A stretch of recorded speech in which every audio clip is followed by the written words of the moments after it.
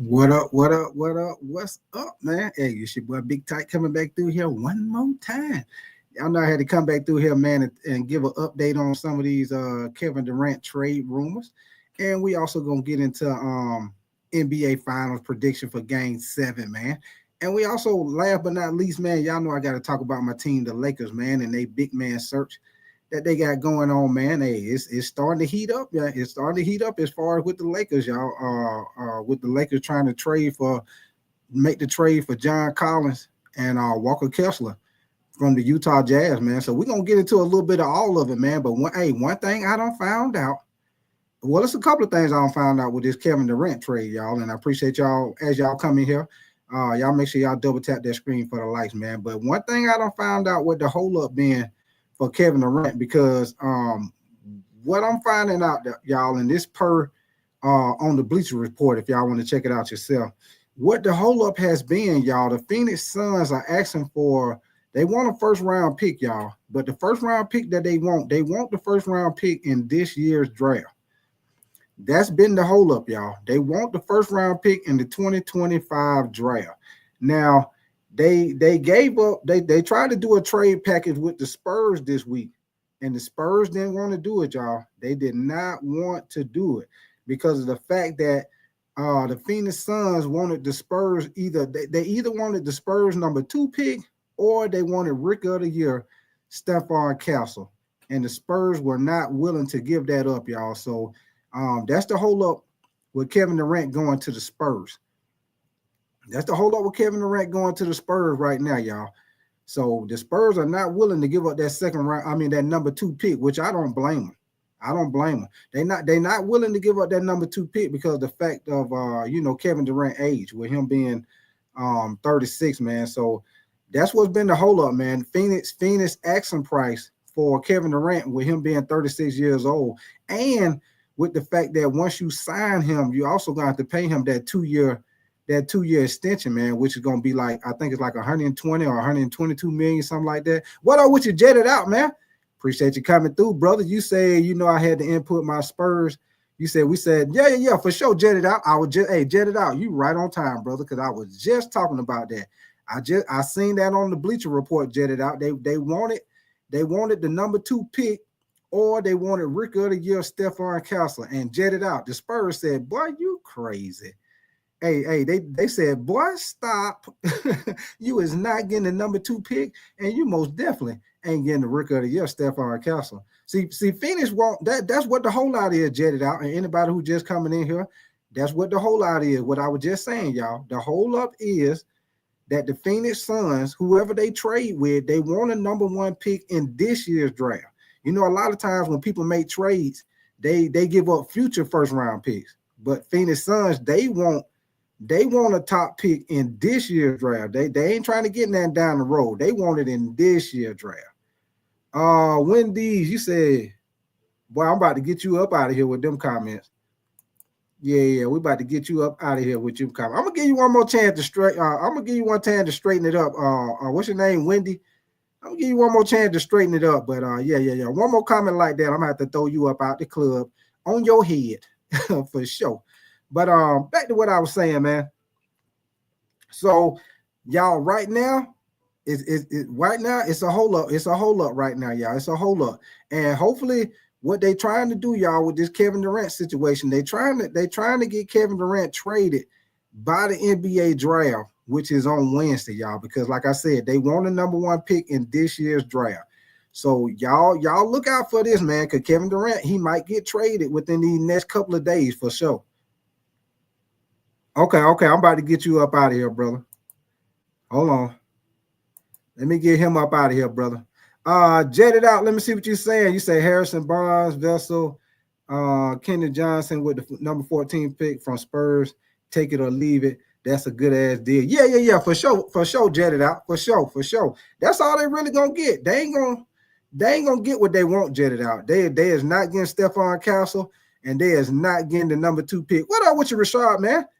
You say I got KD going to the Rockets. Hey, Rashad, boy, me and you right on point tonight, Rashad. Rashad, we got the other Rashad. What up with you, Rashad and Rashad? Hey, Appreciate you coming through, man. Got both of y'all coming in here right around the same time. But yeah, Rashad, you took the word right out of my mouth, Rashad. I think that's where he going, Rashad. And hey, Rashad, I'm gonna put the link in the chat early tonight, man. So if you want to come up here and holler at me, man, you both definitely can come up here. But yeah, man, if y'all listening, hey, if you ask me, I think your boy Kevin Durant is going to the Houston Rockets, y'all. I don't think he's going to Minnesota because Minnesota ain't really budging on what Phoenix Suns want. I think he's going to the Houston Rockets, y'all. Yeah, for sure, Rashad. Rashad, I was just talking about that, Rashad. I was just talking about that. The Spurs said, no way, no how, we ain't doing it. They say they is not giving up the number 2 pick, and they is not giving up Stephon Castle, which he was the rookie of the year, y'all. So that is the hold up right there. And also, Rashad, I know you're just coming in here, and I know you probably already know, Rashad, but you know what the hold up is if they want to pick in this year's draft, Rashad, they want a first round pick. You know, a lot of times people give up future first round pick, but they want a pick in this year's draft, 2025. They want that first round pick. So, jet it out. You say Timberwolves. I heard offered a lot. You said I say screw with. You say with Durant want and take the Wolves package. Yeah, for sure. Hey, jet it out. Now, if you ask me. Now, these my opinions right here, y'all. These my opinions right here with this situation. If you ask me where he going, I think he going to Houston, y'all. If you ask me where I think his best fit, I think his best fit is with the Minnesota Timberwolves, team up with Ant-Man. And you know, Julius Randle, he got that option this year. You opt him back in. You know what I'm saying? And try to get a younger athletic point guard instead of Mike Conley. And make another run at it. You know what I'm saying? Try to bring Naz Reid back and try to make another run at it, you know, with KD. That's why I think his best fit is. But if you ask me where I think he's going, I think it's going to be the Houston Rockets, man. That's where I think he's going. Because the Houston Rockets got plenty of picks. They got the players. I think that's where he's going. Let me see. Purple and Gold, what up with your brother? You say, what's good, tight? You say, are we getting the move this upcoming draft? Also, salute. Hey, Purple and Gold. It might be, man. Purple and Gold, you know, it's heating up. It's heating up with the Lakers as far as them trading with Utah to get John Collins and your boy Walker Kessler. So hey, I would love that pick. As a Lakers fan, I would love that, man. Especially, you know what I'm saying? Even if we can't get John Collins, I would love that if we can get Walker Kessler for sure, man, because he most definitely top 3 in blocks. He top 10 in rebounds. He very athletic. I take that all day, every day.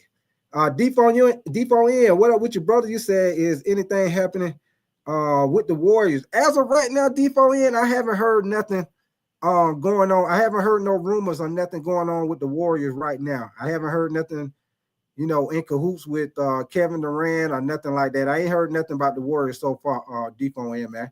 Appreciate you coming through, brother. Jet it out. You say, so where would you put McDaniels? With the Wolves, you say if you keep Naz Reid and get KD. Good question, Jet it out. Good question. You know what, Jet it out. Okay, this is what I would do. You know what, Jet it out. That's a good goddamn question because now you got to figure out what you're gonna do with Naz Reid. That's a good damn question, Jet it out. Or what are with your Daniel Berry Sports? Jet it out. Okay, let me think about this, Jet it out. Let me think about this lineup. Okay, check this out, Jet it out. Check this out. Let's try this out, Jet it out. We're going to try this out. Let's put, if you're going to bring Naz Reid back, I keep thinking about that, Jet it out. Shit. Okay, well, let's just say Jet it out. If you do bring Naz Reid back, you say Wolves also have the second worst salary cap. Damn. God damn it, Jet it out. Well, you got some good goddamn comments tonight. Boy, Jet it out. You got a good point. You got a good damn point. Yeah, you're right. So they probably ain't gonna be able to bring back Naz Reid, Jet it out. And it's gonna be interesting to see if they bring Julius Randle back, man, because you know he got that option in his contract this year, man. So yeah, Jet it out. Yeah. Pickens, what up with you, brother? Appreciate you coming through, Pickens. But yeah, Jet it out. Let's just say for talk's sakes, let's just say Jet it out for conversation. Let's say if they do get Kevin Durant, then I probably would put You know what? This is what I would do, jet it out. Maybe let Ant-Man run the point. Let because he bring the ball up the court most of the time anyway. So let him run the point. Put Jaden McDaniels at the 2. Put KD at the 3. Julius Randle at the 4. And then you got your boy Rudy Gobert at the 5. What you think about that, jetted out? What you pick is Rashard. You say Wolves offering Rudy, DiVincenzo, and Rob Dillingham and a first. Okay, Rashard, I'll take that.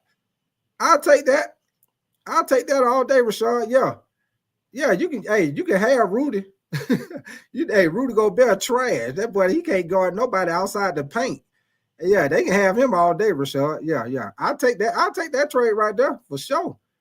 Yes, sir. And they keep Julius Randle. Yeah, we'll take that, Rashard.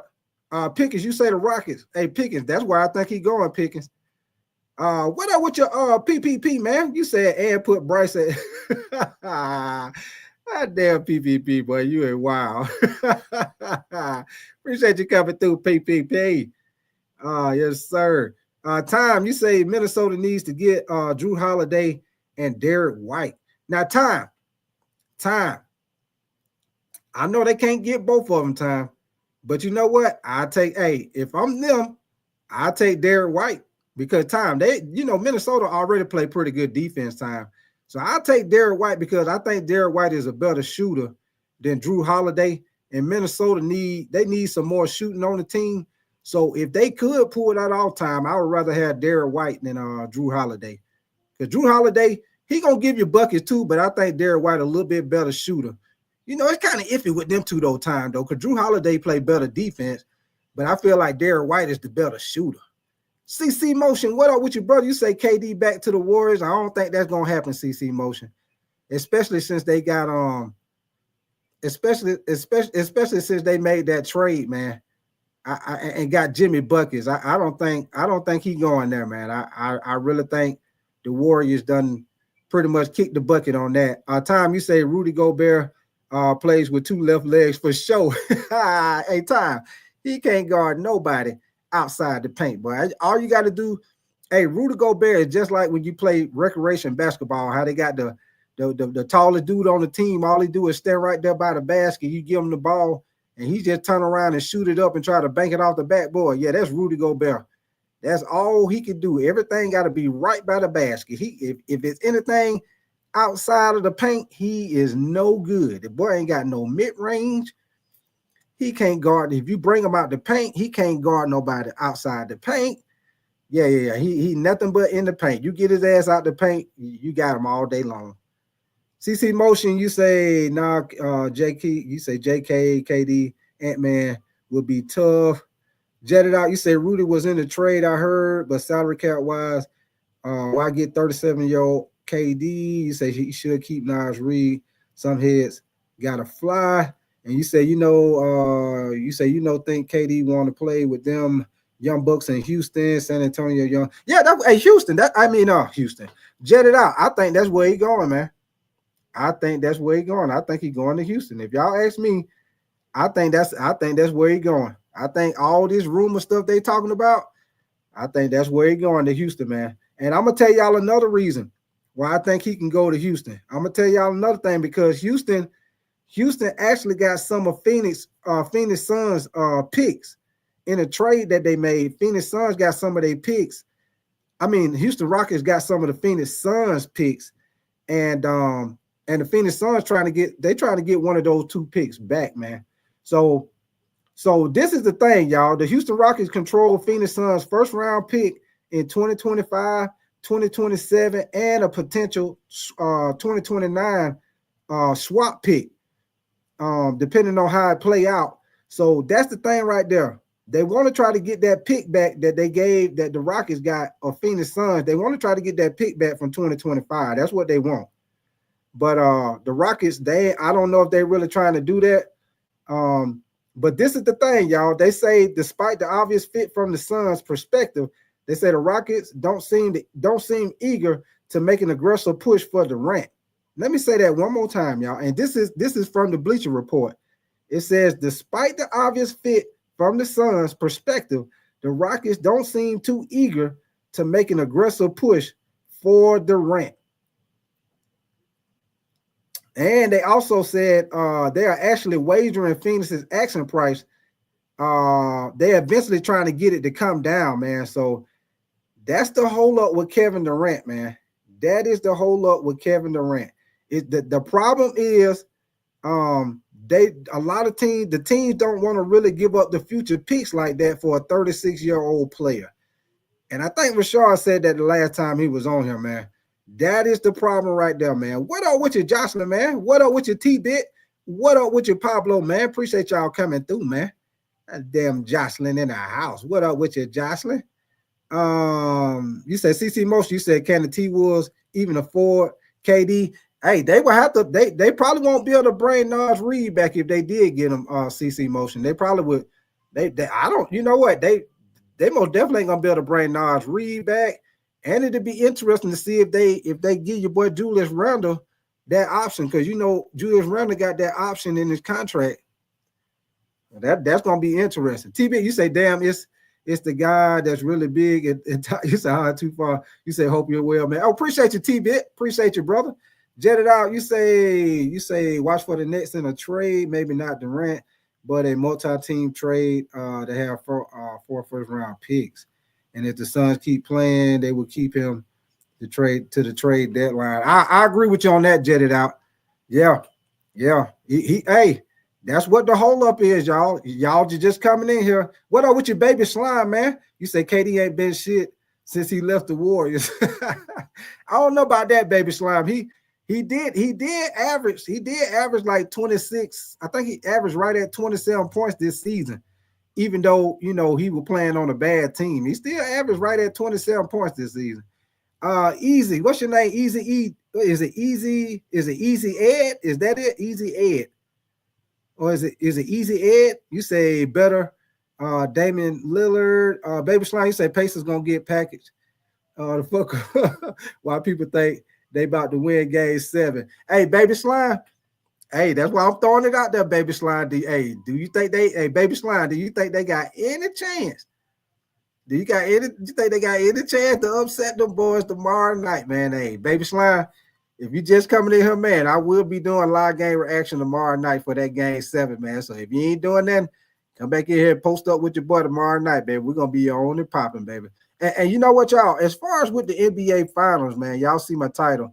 As far as with the NBA Finals and the prediction, man, for game 7, if you ask me, I think the Pacers' best shot to try to have any chance of trying to get this win in OKC, y'all, which is going to be a very, very tall task. If they're going to have any chance, y'all, I think they're going to have to come back and play similar to what they did in game 6, y'all. And what I mean by that is I think TJ McConnell, I think they need to play him about the same amount of minutes that they played him in game 6, because TJ McConnell made a big difference in that game, y'all. Pretty much when TJ McConnell wanted to get in the paint and shoot that little mid-range shot he was shooting, he was able to get it every time he wanted to, because TJ McConnell kind of quick and fast. And they didn't really have an answer for him, man. And he was scrapping, man. He was getting a lot of loose balls and a little couple of steals and everything, man. Easy Air, you say Easy Month. You say Easy Month E from Compton, NW. Okay, Easy E. Okay, that what's up. Appreciate you coming through, brother. Appreciate you coming through. T-Bit, you say, why does your name have slime? You say, do you have a T-Bit, boy, you wild, T-Bit. The Doc T-Will, what up with your brother? You say the Doc T-Will is back in the building. You say, what's the latest? Appreciate you coming back through, man. The Doc. Appreciate you coming back through, kicking with your boy, post up with your boy for a little while, for a hot little minute, man. Yes, sir. We just in here talk about these Kevin Durant trade rumors going on, man. And we're going to talk about these NBA finals. And then we're going to talk about also, last but not least, y'all know I got to talk a little bit about my Lakers, man. Talk about this big man search that they got going on, man. You know, they got a couple of rumors going on about the biggest rumor they got going on right now, y'all, is the trade they're talking about with the Utah Jazz, which is John Collins and Walker, what's his name? Walker Kessler. So that's what the big news is right now. What's been rumored out. But hey, I'm telling y'all right now, with them, with the new ownership and everything, hey, I won't be surprised at whatever move they make, uh, either somewhere in the NBA draft or during the offseason, man. I would not be surprised because that new owner, if y'all know like I know, he ain't scared to spend that money, and he ain't scared to make the big moves to bring people to the team. You see what he's doing with the Dodgers. And yeah, I know baseball don't have a salary cap, but hey, it's good to know that you got an owner that ain't scared to spend money, and he don't mind doing what he got to do to bring a top-notch player to the team to try to get them in the championship. Rashad, hold on, let me see what you say, Rashad. You say got OKC winning game 7. OKC scored 17 and 18 second and third quarter. You say that's not happening again. Let me see. Jet it out. You say not happening in NBA. Don't want Pacers to win. You say they're not making marketing material. You say watching OKC get on the call. Hey, jet it out. I've been saying that the whole time. Jet it out. Hey, I told y'all. I think the Pacers' best, if you ask me, I think the Pacers' best chance was to try to win it in 6 games. That's what I told y'all. The Pacers' best chance was try to win it in game 6. Because this is my thing, y'all. Y'all think your boy SGA getting calls. Boy, when they play tomorrow night, man, don't be surprised if your boy go to the free throw line about 10, 15 times in game 4, y'all. Do not be surprised if your boy SGA, every time you turn around, he had that free throw line, because it's game 7. They playing in OKC. Y'all think that boy been getting calls. Y'all think he been getting away with pushing off. Hey, he finna get away with everything in game 7. Yes, sir. If the Pacers pull off this upset tomorrow night, y'all, Rick Carlisle got to go down as one of the top coaches in NBA history, man. That'll be the second upset he'll be done pulled off. You know what I'm saying? He'll be done pulled off the upset with Dallas when the Dallas Mavericks won, and then he'll be done pulled off this upset right here against OKC, man. So Rick Carlisle is able to pull this off, which, if you ask me, y'all know I ain't gonna flip. Y'all know I picked the Pacers because I said I was going with the underdog. So even though I don't believe they're gonna win, I'm still going with them because I said I was. So I ain't gonna flip flop. But honest, I know it's gonna be a tall task for them to try to pull that off in OKC, man. CC Motion, you said Scott Foster was the MVP in game 4. Respect my gamer. What up with your brother? You say, bro, I'm from Indy, lived there 39 years. You say you might not see much in our states, but bro, you see more Pacer gear than Colts gear, period. Okay, that's what's up. Respect my gamer. Jet it out. You say I've seen more people with Supersonics gear than Indiana, Kemp, and Peyton. Rashad, you say if I'm not Pacers, I'm full court trapping SGA all game. Okay. And you said I want Jalen Williams to beat me if I'm the Pacer. Hell not, Rashad. That's what been the problem the whole time, Rashad. That's what been the problem the whole time. Goddamn, Jalen Williams been killing their ass. They've been focusing on SGA, and fucking Jalen Williams been destroying their ass. So, Rashad, if you ask me, I think they need to come out and be aggressive and play defense like how they did in game 6, man. And I also think they need to push the ball and get up and down the floor, man, like how they did in game 6. They was able to get a couple of easy fast break layup baskets. And like I say, y'all, I most definitely feel like they need to do the same thing they did with with TJ McConnell and your boy Halliburton, man. I think they need to have Halliburton right around that same time as far as the minutes. I think he played about 24 minutes in game 6. I think they need to do that same thing with TJ McConnell playing a little bit more minutes, because he most definitely made a difference in the game, man. TJ McConnell made a big difference in the game. I think with his speed and quickness and able to get down the court and being able to get to his little mid-range shot in the paint, I think they should come out with that. Well, not just the exact same game plan, but as far as with TJ McConnell playing a lot of minutes, this is game 7. You need to play your best guys, man. I feel like TJ McConnell need to play good minutes. Obi Toppin, they might need to think about starting Obi Toppin over a damn Miles Turner, because Miles Turner ain't really been doing that much in this series, y'all. So, hey, you got to put your best 5 out there for game 7. I might think about starting Obi Toppin. Also, Matherin off the bench, man. Hey, I feel like he need to get more minutes in this game 7. Um, let me see what y'all saying.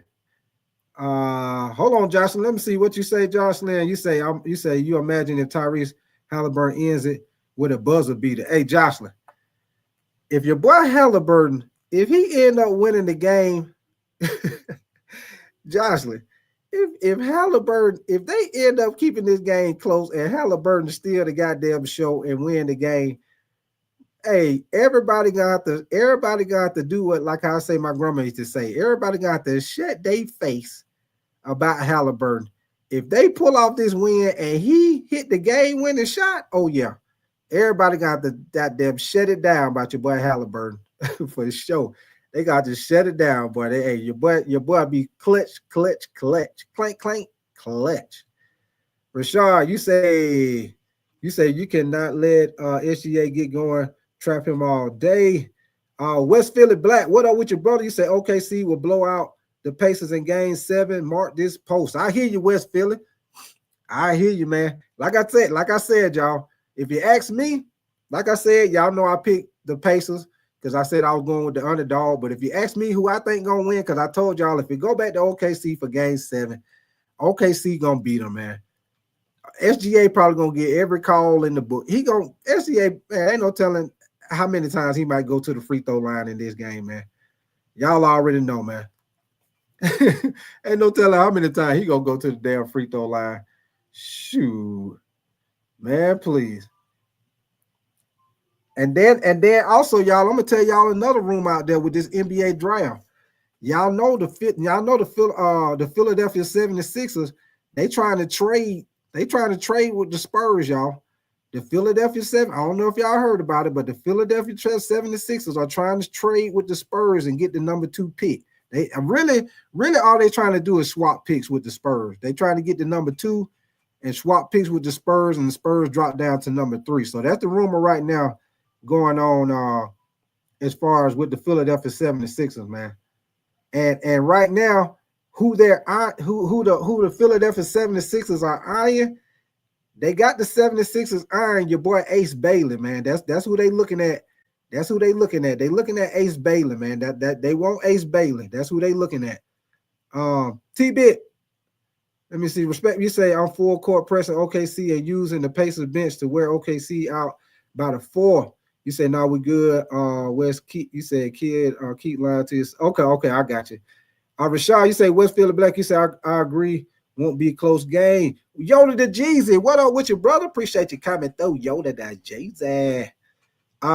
T-Bit, you say I'm calling Rashad until he corrects his I'm changing name. Oh, yeah. I forgot your name. Yeah, Rashad had that name on there.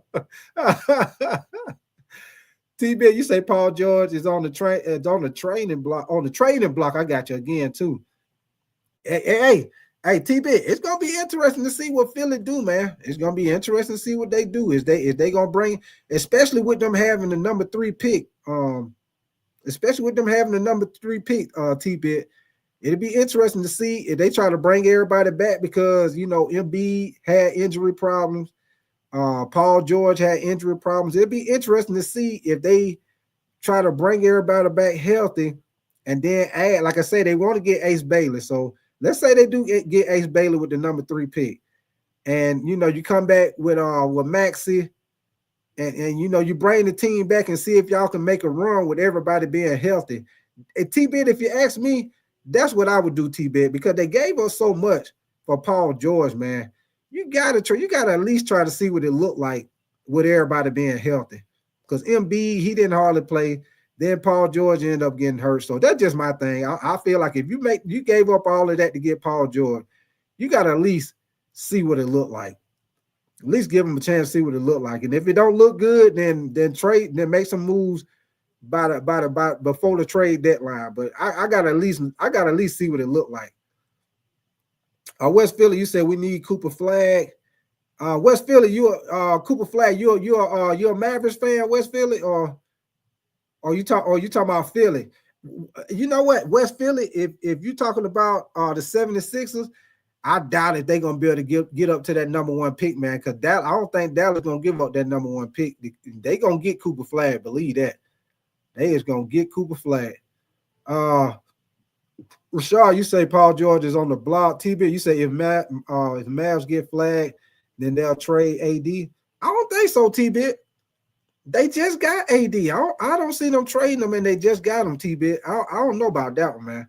They just got him. I don't think they're gonna trade him. I think if anybody get traded, TB, look for I think if anybody get traded, it might be Gafford, because that's another rumor with the Lakers. The Lakers been looking at Gafford, so it might be a situation where Gafford might get traded. That's a rumor out there right now with the Lakers. The Lakers looking at Gafford. They're looking at Nick Claxton with the Brooklyn Nets. You know what I'm saying? So it's gonna be interesting, man. Respect my game. You say John. You say at Jocelyn. You say you got that. Oh, okay. I don't know what y'all talking about. Respect my game. Yoda the G's. You say is Tyrese Halliburton higher? You say is he higher all-time Pacers than PG3? You say is he higher all-time Pacers than PG3? I don't know, but I don't know about that's a good one, Yoda Jeezy. Yeah. West Philly. I thought you was talking about the Sixers. Yeah. I got you. I thought that's who you was talking about. Yeah, I figured that's who you was talking about. Well, here we go, man. Y'all give me 1 second. Y'all know I got a little quick video for y'all as far as what's going on with the new update with the situation going on with Kevin Durant, man. And I'm gonna play this for y'all, and y'all let me know what y'all opinion is about what they talking about, man. Give me 1 second.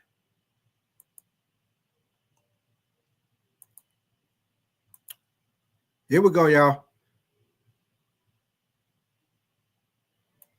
Forward standing 6'10" from the University of Texas, number 35. Here is Durant for the win. Way outside. Durant makes his move. Oh! Durant fires. Bang!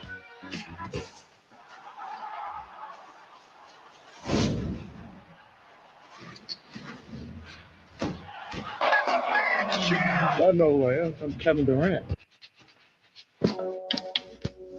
Of course we know who you are. He's Kevin Durant. And Brian, you keep talking about this, the KD triangle. Well, I'm going to start talking about the NBA hexagon that's happening right now, because we got the NBA finals. We're preparing for the NBA draft. You got free agency coming up. You're already seeing big trades being made. I'm thinking of Memphis and the KD domino that's entering all of this. And I had a timeline. I was like, all right, by the NBA draft, that's what everyone's thinking for Kevin Durant. And now, not so fast, Mr. Windhorst. Yeah, so here's the situation with Durant. The market is not an open market, okay? It's not like there's 10 teams bidding and the Suns can just pit guys against each other and take the best offer. Because Durant wants to direct where he wants to go, and because some of the teams that Durant is interested in are motivated to limit what they can offer, then it's difficult to get the triangle into alignment. And look, the Suns obviously want to do this by the draft. There's two different reasons. One, if you're going to trade for Kevin Durant, you're probably going to have to make other adjustments to your roster to fit next to Durant, and you want to have the entire transaction season to do so. Secondly, if you are trading for a draft pick, you want to be able to execute that draft pick on the draft night itself. So it makes sense that they want to do it by the draft, but there is nothing written that says they have to do it by the draft. And if they don't like their offers, and we are a long way between now and Wednesday, they don't have to do it by the draft. And that's something I think they're considering at least a little bit right now. But can they afford to wait here, Perk? I don't believe they can. I don't think it's wise, right? We're watching teams already while we were wondering what was KD going to go, or still wondering where is KD going to land. Guess who made a move? The Orlando Magic, right? And so teams are not waiting. Teams are watching the NBA Finals right now. What up with your Fred Irvin, man? Appreciate you coming through, brother. Hey, this one thing I wanted to show y'all right quick while I'm pausing this. Y'all look at my screen. Like I told y'all before, and I'm pretty sure y'all already know because y'all be keeping up with it too. This is what I want y'all to see. I know y'all already know he said he prefers the Heat, the Spurs, and the Rocket. But this is the thing right here was key to also what limits the team that he's going to, y'all. Because right here, once he gets signed, once he get traded, y'all, they gonna have to, whatever team picks him up, y'all, they gonna have to extend him.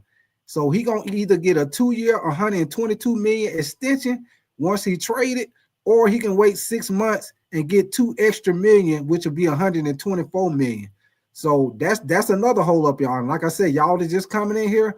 The hold up on Kevin Durant trade is the team is the Suns. They want a first round pick in the 2025 draft, which is this year. You know, a lot of times when people get traded, they get future first round picks. The Phoenix Suns want a first round pick in this year's draft. The Spurs already said no to their first trade package because they wanted the number 2 pick, or they wanted Stephon Castle, which they ain't getting it. They said, hell no, y'all done lost y'all mind. You ain't getting that. They were like, you can get that number 16, but you ain't getting that number 10. You ain't getting that number 2. And they ain't trying to give up Stephon Castle neither, which I wouldn't give him up neither, especially after him getting Rookie of the Year. But here we go, man. Give me 1 second. Yeah, for sure, T-Bit. Hey, must be nice. Hey, what your boy say? Must be nice. Always paid and glad to give. Must be nice. For sure, T-Bit. Now, teams are watching the Indiana Pacers, especially in the Eastern Conference, and said, we need to get to work. Yeah. We actually got a chance if we build the team and get the pieces. So I'm looking at Phoenix and I'm saying, well, wouldn't you want to, like Wendy just said, be able to do something with a pick if you was to make a trade with the Houston Rockets and they have to throw in the 10 pick? Hey, one quick thing, y'all. 600 Sally. Appreciate y'all coming in here, brother, for a show. He most definitely can't go back to Golden State. Yeah, I agree with you on that. To make the trade work, and you want to move that pick by draft day. I mean, I'm just like the whole waiting and stuff. I just don't think it benefits the Phoenix Suns, in my opinion. Yeah, and I'm gonna speak on the other side of it. Definitely doesn't benefit Phoenix, and it doesn't benefit the other team as well. When you look at a guy like Kevin Durant, this is a guy you're gonna put the ball in his hands.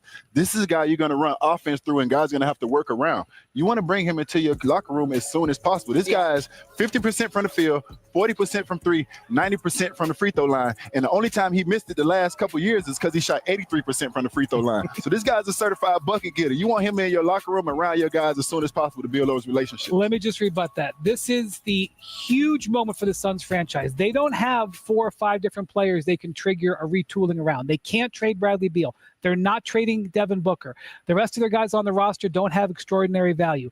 This is the maneuver they have to change the way this team is going to be operating going forward. Right. They have to be patient, and they have to get it right. What is his trade value, Wendy, right now? Katie, I'm asking. Hey, and that's a good question right here. I want y'all to listen to this, because this is a good question right here. What is Kevin Durant's trade draft value, y'all? What is his trade value? Especially since Desmond Bain, especially since Orlando Magic gave up 4 first-round picks for Desmond Bain and 2 players, y'all, for Desmond Bain. So y'all know your boy KD is 36 years old. He ain't got a lot of time left. That's another problem that the Phoenix Suns running into, y'all. Teams are not willing to give up a lot of stuff for Kevin Durant, y'all, because of his age. So this gonna be interesting, y'all. This gonna be interesting. What is Kevin Durant? What is his trade value, y'all? That's the number one question out there. What is his value? What is his trade value? His trade value is depressed because he's limiting his market. And that is. And what up with you, Fred Irvin, man? Appreciate you coming through. Fred Irvin in his house. Appreciate you coming through, big dog. Yes, sir. He is effectively doing that, because if he oh made yeah, and Wondering One, I see you over there. Appreciate you coming through, Wondering One. What up with you, brother? Very clear. He wants to have agency on where he finishes his career, and by doing that, he is depressing the market and forcing himself to a certain spot. That has been very effective so far. And so back to the triangle or the hexagon, if you push in all of these other ingredients, we go, including the NBA draft. That's been the deadline we've been operating by. And now let's see. It's just 5 days away. We'll be in Barclays Center. The Dallas Mavericks, they have the #1 pick. And hey, y'all, I will be doing the NBA draft on Wednesday, y'all. So, hey, if y'all ain't doing that, y'all come in here and kick it with your boy for the NBA draft on Wednesday, man. We're going to see Because I think the way that the Phoenix Suns, because of the fact that they want to get a first round pick in this year's draft, I think Kevin Durant probably either, if he don't get traded somewhere between, if he don't get traded like Monday or Tuesday, I'll look for him to get traded on draft night, y'all, because whoever get him, the Phoenix Suns already done put out there, they want to pick in this year's draft. So if they want to pick in this year's draft, I look for him to probably get traded either Tuesday or Wednesday night, somewhere around the beginning of the draft. So here we go, y'all. We know they're targeting Cooper Flag. It's going down on Wednesday, the 25th on ABC, ESPN, and ESPN Deportes. Let's say hello to our draft guru, Jonathan Gavoni, here as we march toward the 2025 draft. Because, Jonathan, you have kind of been saying that the draft, it could really start at 3. And one player that we kind of all expected to go in the top 3 is Ace Bailey. That doesn't necessarily seem to be the case now. Why? What's going on? Malika. Okay, y'all. So now we're getting a little bit into the NBA draft. They talking a little bit about the NBA draft, man. What's going on with your boy Ace Bailey? Hey, if y'all didn't know, the 76ers, they want to get Ace Bailey, but he canceled the visit with the 76ers that was scheduled for the day. So, hey, that's I don't know if Ace Bailey want to go somewhere else, but he canceled. He supposed to been working out for the Philadelphia 76ers, man. He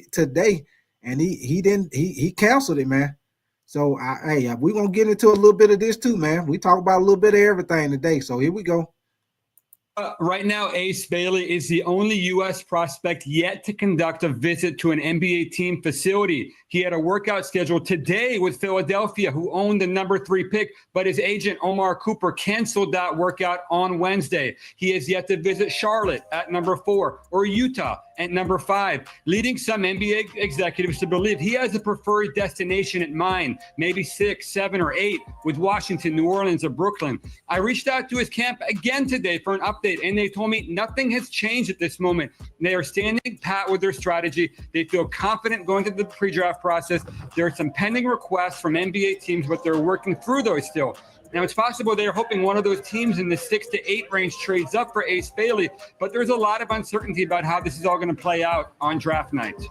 Jonathan, thank you so very much for that insight. It seems like a little bit of an unusual strategy here for Ace Bailey, but we'll see how this continues to unfold. I look forward to hearing more from you as we march toward next week's NBA draft. I want to bring it back here to our set because I try, Perk, to keep in mind here that these are teenagers and they're going through a life-changing process here that's incredibly difficult. It's complicated. They're trying to make the best decision while also listening to all the people around them. What do you make of what Ace Bailey is going through right now? Well, one, don't lose focus on what you're trying to accomplish. This is a dream.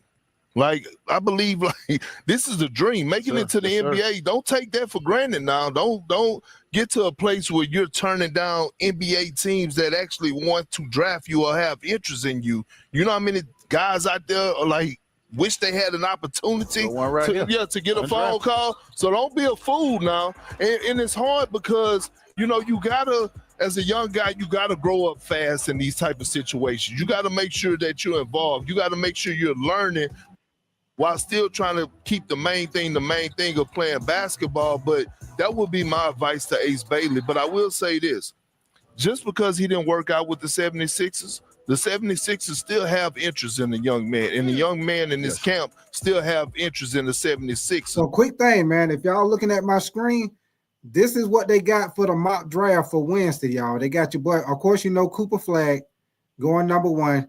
Everybody already know the Spurs, they want Daylon Harper, which I think will be a great fit for them. This guy right here for the 76ers, I don't know too much about him. VJ Edgecombe, Con Nupple. I like him. He going to Charlotte out of Duke. I like him. Trey Johnson, they got him going to Utah. Ace Bailey, they got him going to the 76ers. Jeremiah Fears, New Orleans. Come on. How you say his name? Oh, the center for Duke, the big man from Duke. I don't want to mess up his name, y'all, but y'all know that's the big man from Duke. They got him going to Brooklyn. And I think the reason why they got him going to Brooklyn, y'all, because y'all know Nick Claxton been in a bunch of different trade rumors, man. So I think that's the reason why Brooklyn they got him rumored as far as a mock draft going to Brooklyn, man, because Nick Claxton trade rumor. And then at number 9, they got the Rockets. Noah, what's the name? Is it SNU? I don't know if I said his name right, y'all, but y'all see it. And then also, no, that's Toronto. I'm sorry, y'all. I said Houston Rockets. My bad. And number 9, that's Toronto. And then Houston Rockets, they got them getting Carter Bryant at 10, y'all. So this the top 10 mock draft right here, y'all. Y'all know mock draft. It don't mean it's gonna go like that because they, ain't you don't know who gonna make no trades or nothing like that. But yes, sir. Y'all already know. What up with your man child, man? Appreciate you coming through, man child. Who else done came up in here? Let's see, man child, Fred Irvin, Aloha State of Mind. Appreciate you coming through, brother. Man child, who else? Jeff. Oh, Jeff Black. He say what? Okay. That boy say free Diddy. Hey, he might get out. I don't know if he gonna get out though. I think just some things have to, get figured out. Yeah, and coming from an OG, man, just having good people around you, people that help you make these decisions because you're not equipped to make these decisions on your own. And obviously just keeping your face clean, making sure you got a good reputation around here with this league. You don't know where you could be 3, 4, 5 years from now, who might be looking to pay you, who might be looking to bring you in. You want to have your face clean with these guys and just make a good representation of yourself. Every year there's a dangerous prospect in the draft, at least one. He's a dangerous prospect because he's obviously incredibly talented. You draft him, it could be a grand slam. You pass on him and somebody else drafts him and you might have it all over your face. You draft him and it doesn't work out because of these are concerns. That could get you fired. He is a classic situation and that's why I think the team that gets him will be a team with a general manager who is very safe in his job, who says, trust me, I believe in this player.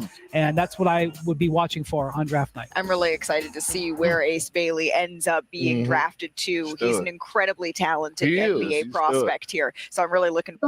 Sau đây sẽ là video hướng dẫn cách làm. My bad, y'all. But that's it.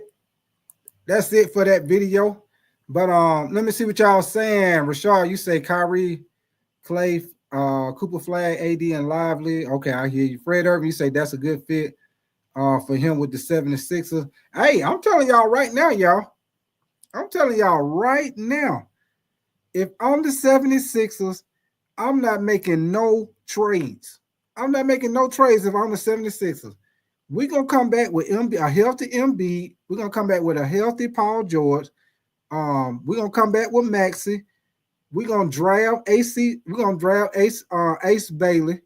I think he's going to be I think he is a great prospect. I think he's going to be a very good player. I think he'll be a great fit with their team, man. Another scorer with their team. I will come back. I will bring those 3 guys back and draft Ace Bailey for the 76ers. And try to add, try to get a little better on as far as with the bench and perimeter shooting. And I'll come back with it. I think if you got a healthy 76ers team and they can stay healthy, they most definitely gonna make a run in the East, man. Especially with Boston being down. Boston gonna be down this year with Jason Tatum being hurt. And y'all know, like Rashard said earlier, y'all know. It's rumors about Jaylen Brown might be traded. So with that situation going on, man, the 76ers, if they can keep everybody healthy, get Ace Bailey, and bring some good role guys to their team, man, the 76ers going to be in the house, man. Your boy Maxey be hooping. Paul George, if he healthy, he going to get his. Embiid is unstoppable when he healthy. Ain't nobody fucking with Embiid when he healthy. Ain't nobody in this league fucking with Embiid when he healthy. Paul George gonna get his. Maxey gonna get his. Ace Bailey, they give you another guy that can get buckets. I'm telling you right now, if them boys can stay healthy, if I'm them, I'm not trading nobody. Nobody. I know a lot of people saying, Paul George might get traded, but I'm just saying, this is just my opinion, y'all. And on here, hey, if you don't agree with me, it's cool. Yes, sir. King Supreme, appreciate you coming through. Terrence Cornish, appreciate you coming through, brother. Man, child, you say chilling You say chilling with it, dealing with it. Appreciate you coming through. Rashard, you say I'm trading Brown for KD today. Yeah, I know you said that when you was on the show, Rashard. Terrence, you say he needs to stay down low. Yeah, he do. Yeah, he do. For sure, Terrence. For sure. Yeah, he do. I agree with you. I agree with you on that all day long, for sure. But yeah, man, I think the East gonna be wide as open next year, man. All the competition gonna be in the West. Let me say that one more time. All the competition gonna be in the West. The East gonna be wide open, man. The West gonna be wide open, man. I'm gonna tell y'all somebody. I'm gonna tell y'all two teams that ain't nobody looking at for KD.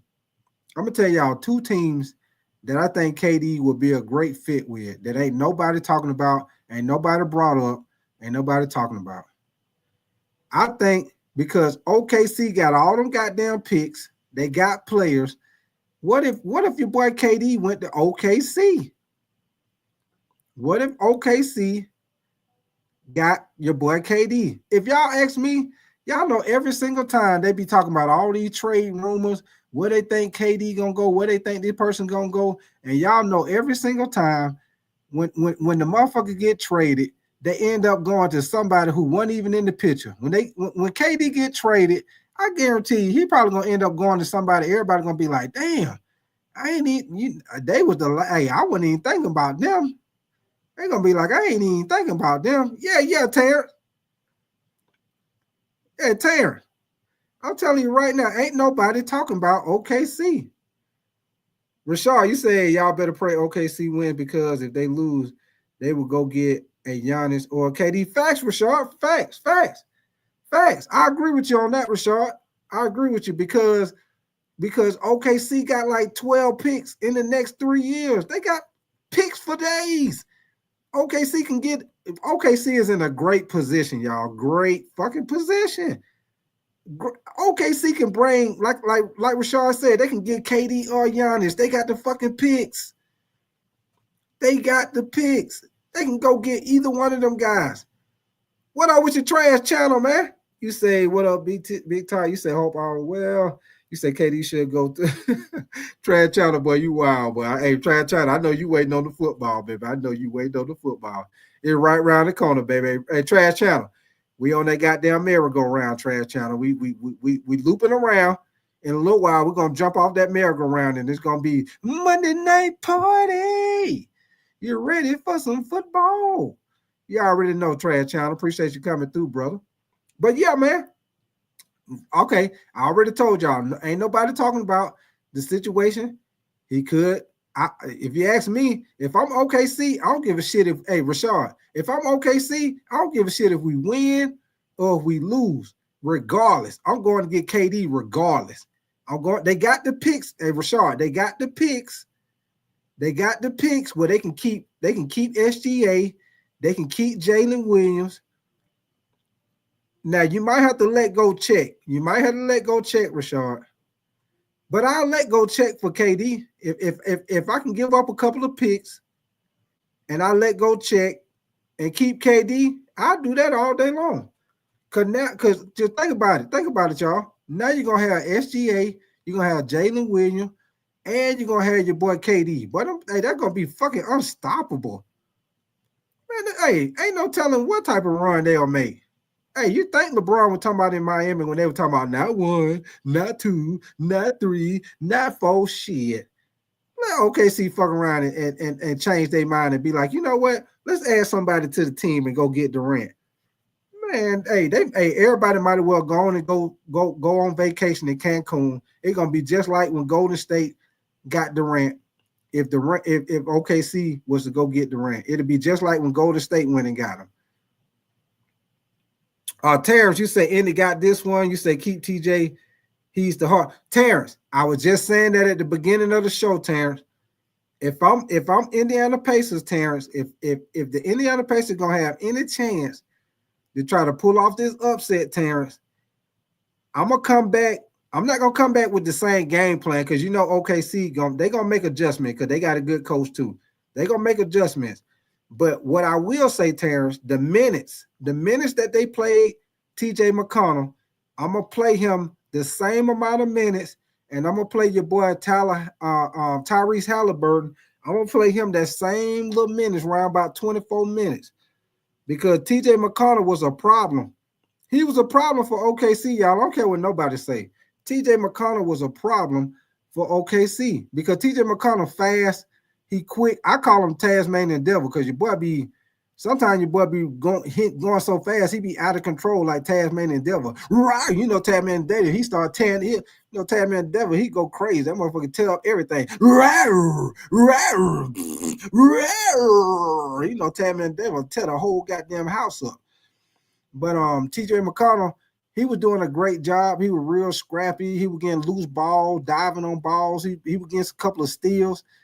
I think TJ McConnell, I think they should play him the same amount of minutes like they did in Game 6. I also think you play Obi Toppin more minutes. I also feel like play Mathurin more minutes.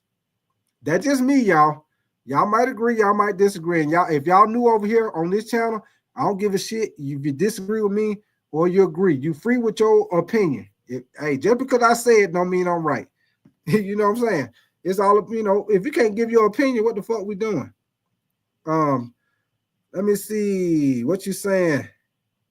Rashad, you say, why won't the Lakers offer Austin Reed, Dalton, Rui, and the first pick for Rashad? I don't know if you heard Rashad, but it's rumors out there, Rashad. It's rumors out there, Rashad.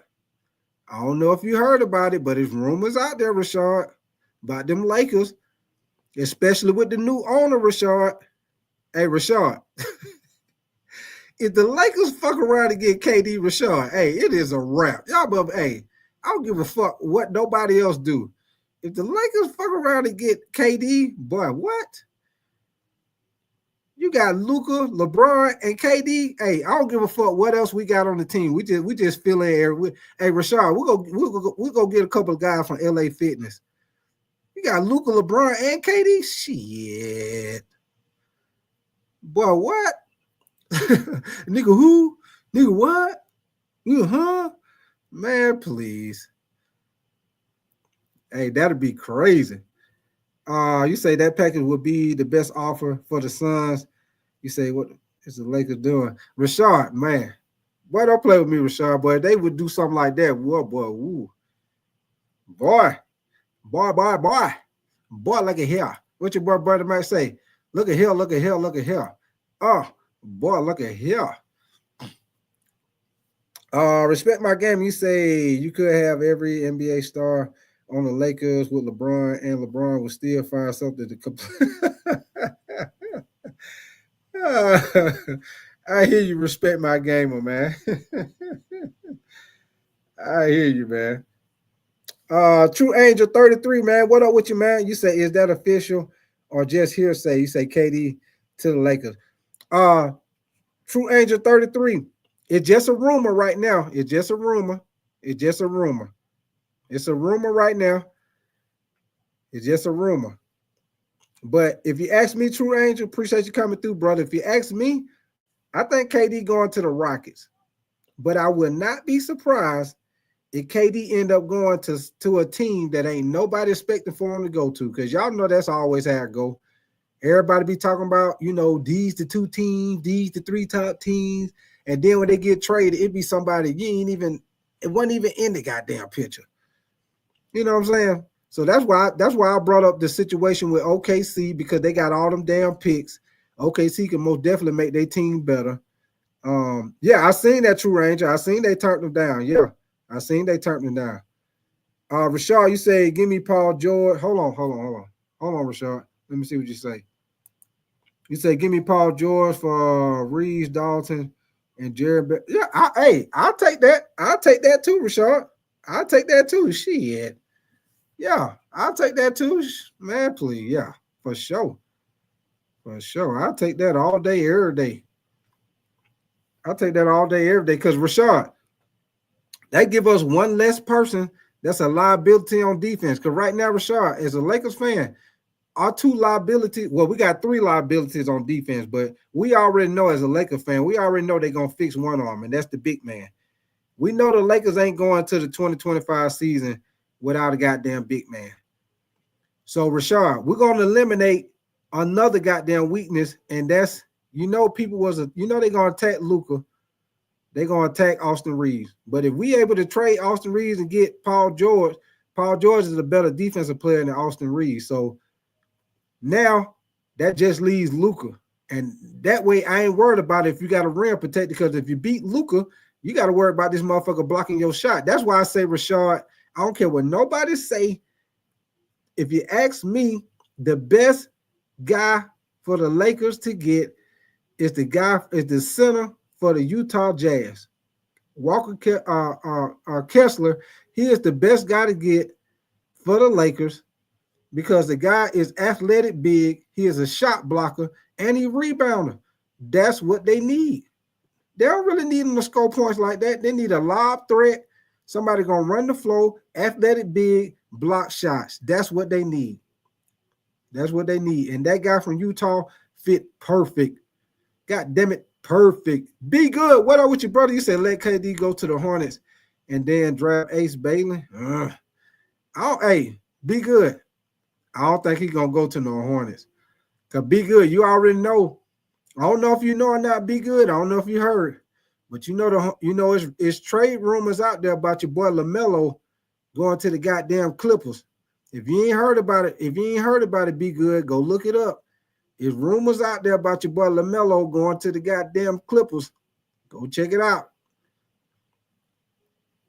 Go check it out. T-Bit, you say the best people for the Lakers to get our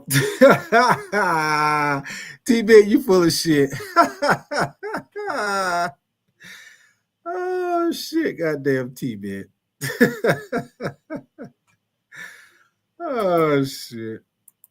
Hey, I most definitely appreciate y'all coming through, kicking it with your boy tonight, man. Y'all make sure y'all double tap this screen, man. Get them likes up and subscribe to the channel, man, if y'all enjoying the content. And like I say, man, if y'all new to the channel, I gotta tell everybody, man, we do the NBA, NFL, college football, and college basketball. We will once y'all already know Game 7 is tomorrow night. If y'all knew, we will be doing live game reaction tomorrow night for the NBA Finals, Game 7. What up with your B Print? Appreciate you. Hey, B Print. I've been looking for that goddamn music, B Print. B Print plays. I've been looking for them goddamn music, B Print. You ain't played no goddamn music in a minute. Looking for them goddamn music, B Print.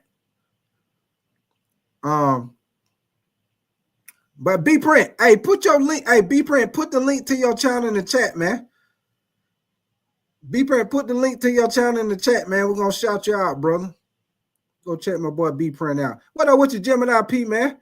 You say KD still has a little leverage because if he doesn't like the team that he's traded to, then he won't extend his. Hey, Gemini P, he got all the goddamn leverage because whoever he go to, they got to extend him for 2 years, or he can wait 6 months and get an extra $2 million. So KD in a great position, man. He in a great position. Because 9 times out of 10, Phoenix gonna trade him to somebody that he want to go to.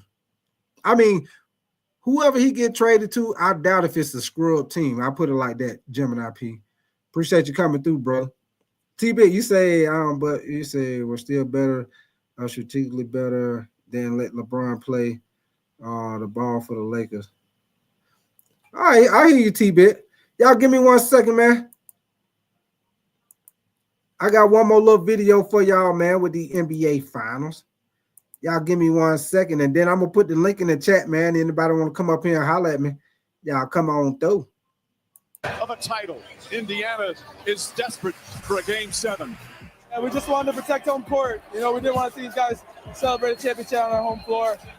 Facing elimination, the Indiana Pacers with a dominant first half. We got exactly what we deserve, and we have to own that.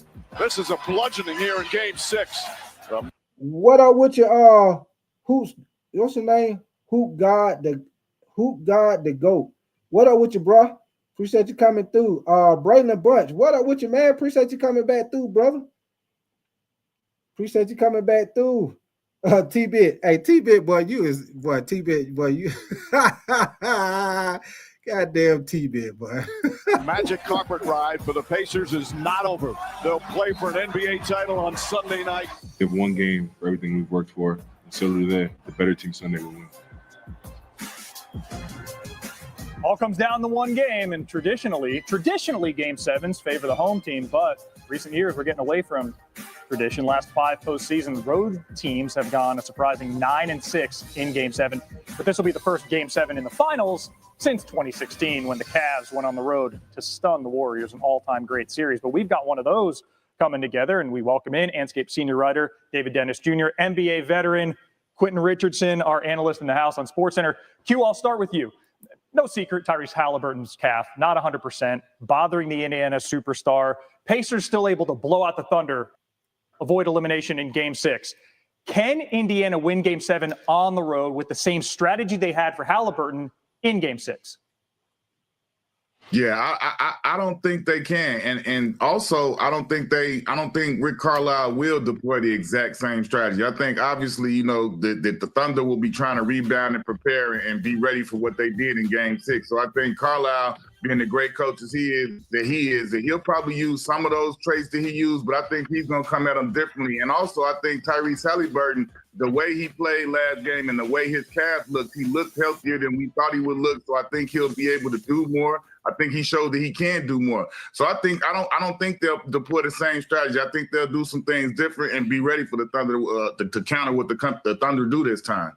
For me, this is about how the Thunder are going to treat Tyrese Halliburton. I think they kind of let him off the hook. The Pacers, their defense, they shortened that court a little bit with the pickup space that they had and allowed him to get in those passing lanes. He had 2 steals and 4 deflections. But the Thunder did not make him work nearly as hard on defense. They didn't put him in enough ISOs. They didn't target him. They didn't make him run around the court. I think what we're going to see is a Thunder team that says, we like what we do with our offense in general, but we're going to stray a little bit and put him in more ISOs, get him on one-on-one with SGA and J-Dub. Let's test out that calf. Let's get some hard screens on him and see just how durable he is when that.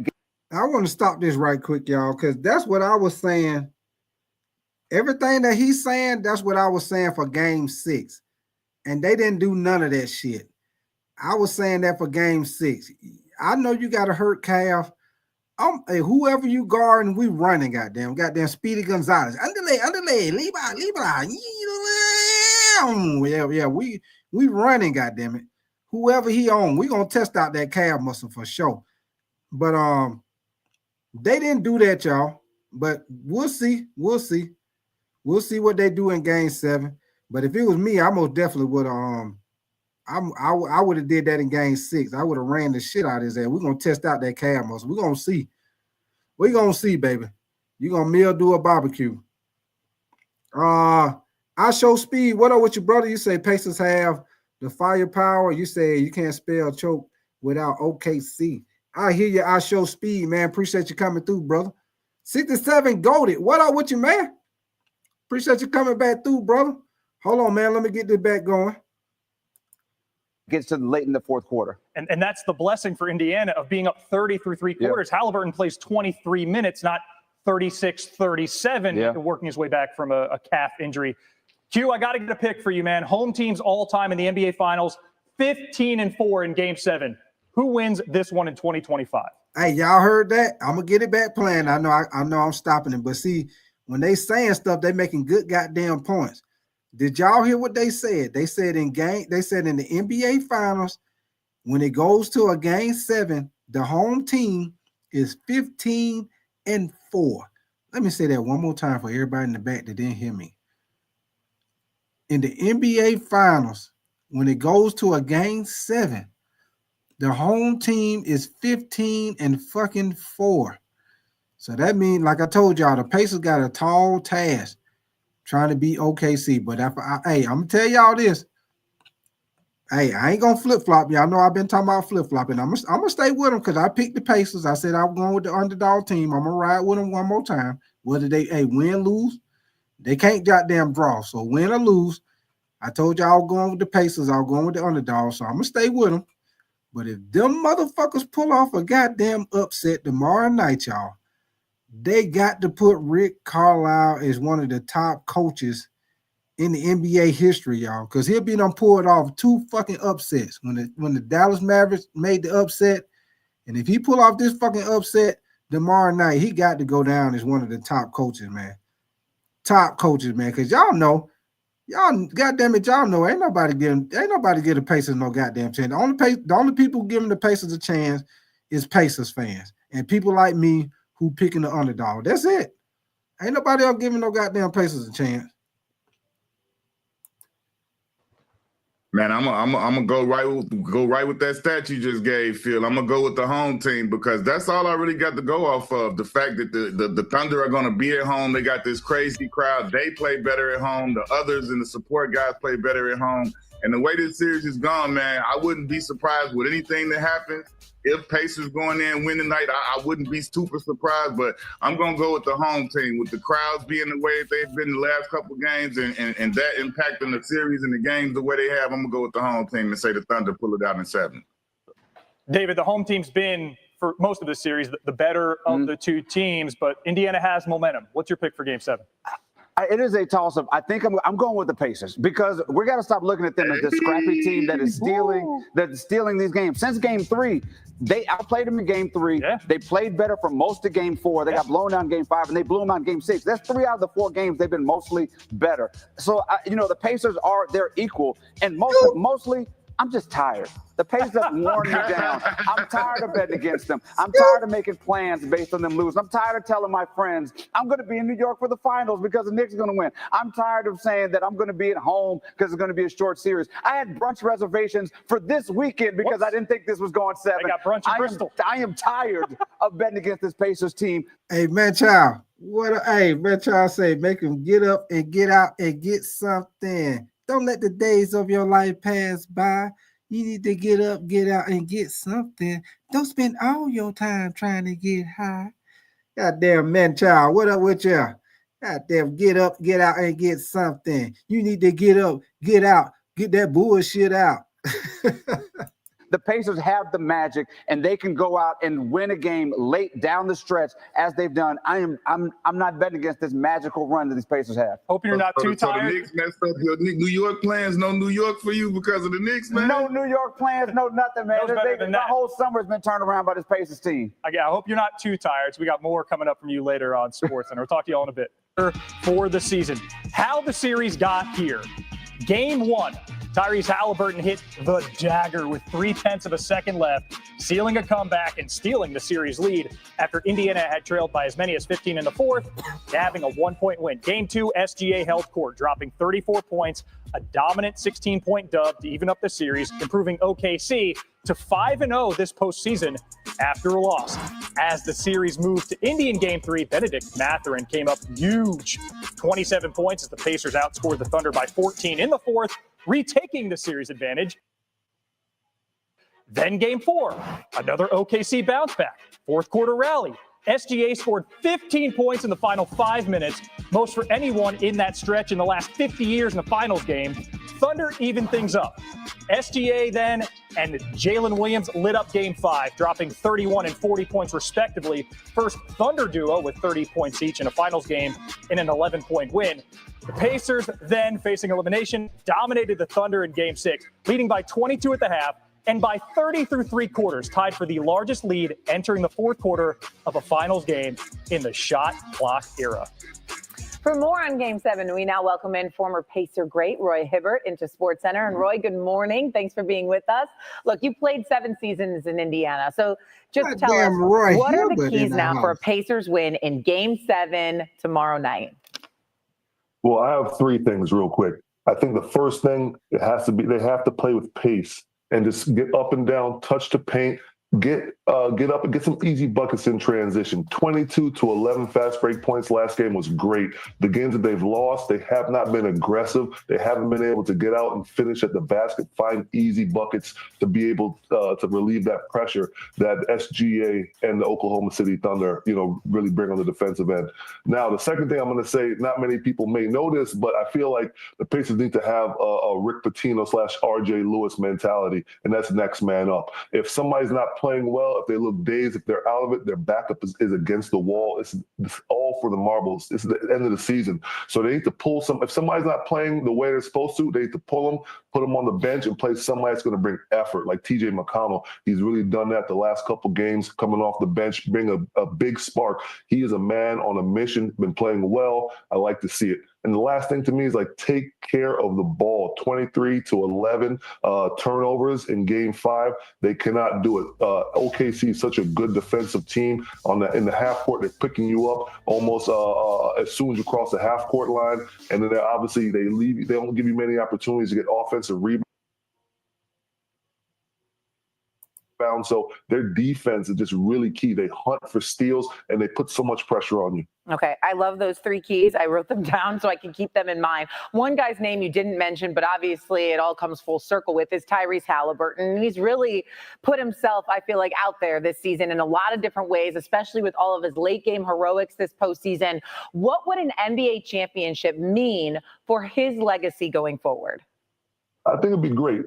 Obviously, it'd be solidified. He'd be mentioned probably as one of the greats, Indiana greats, with Reggie Miller.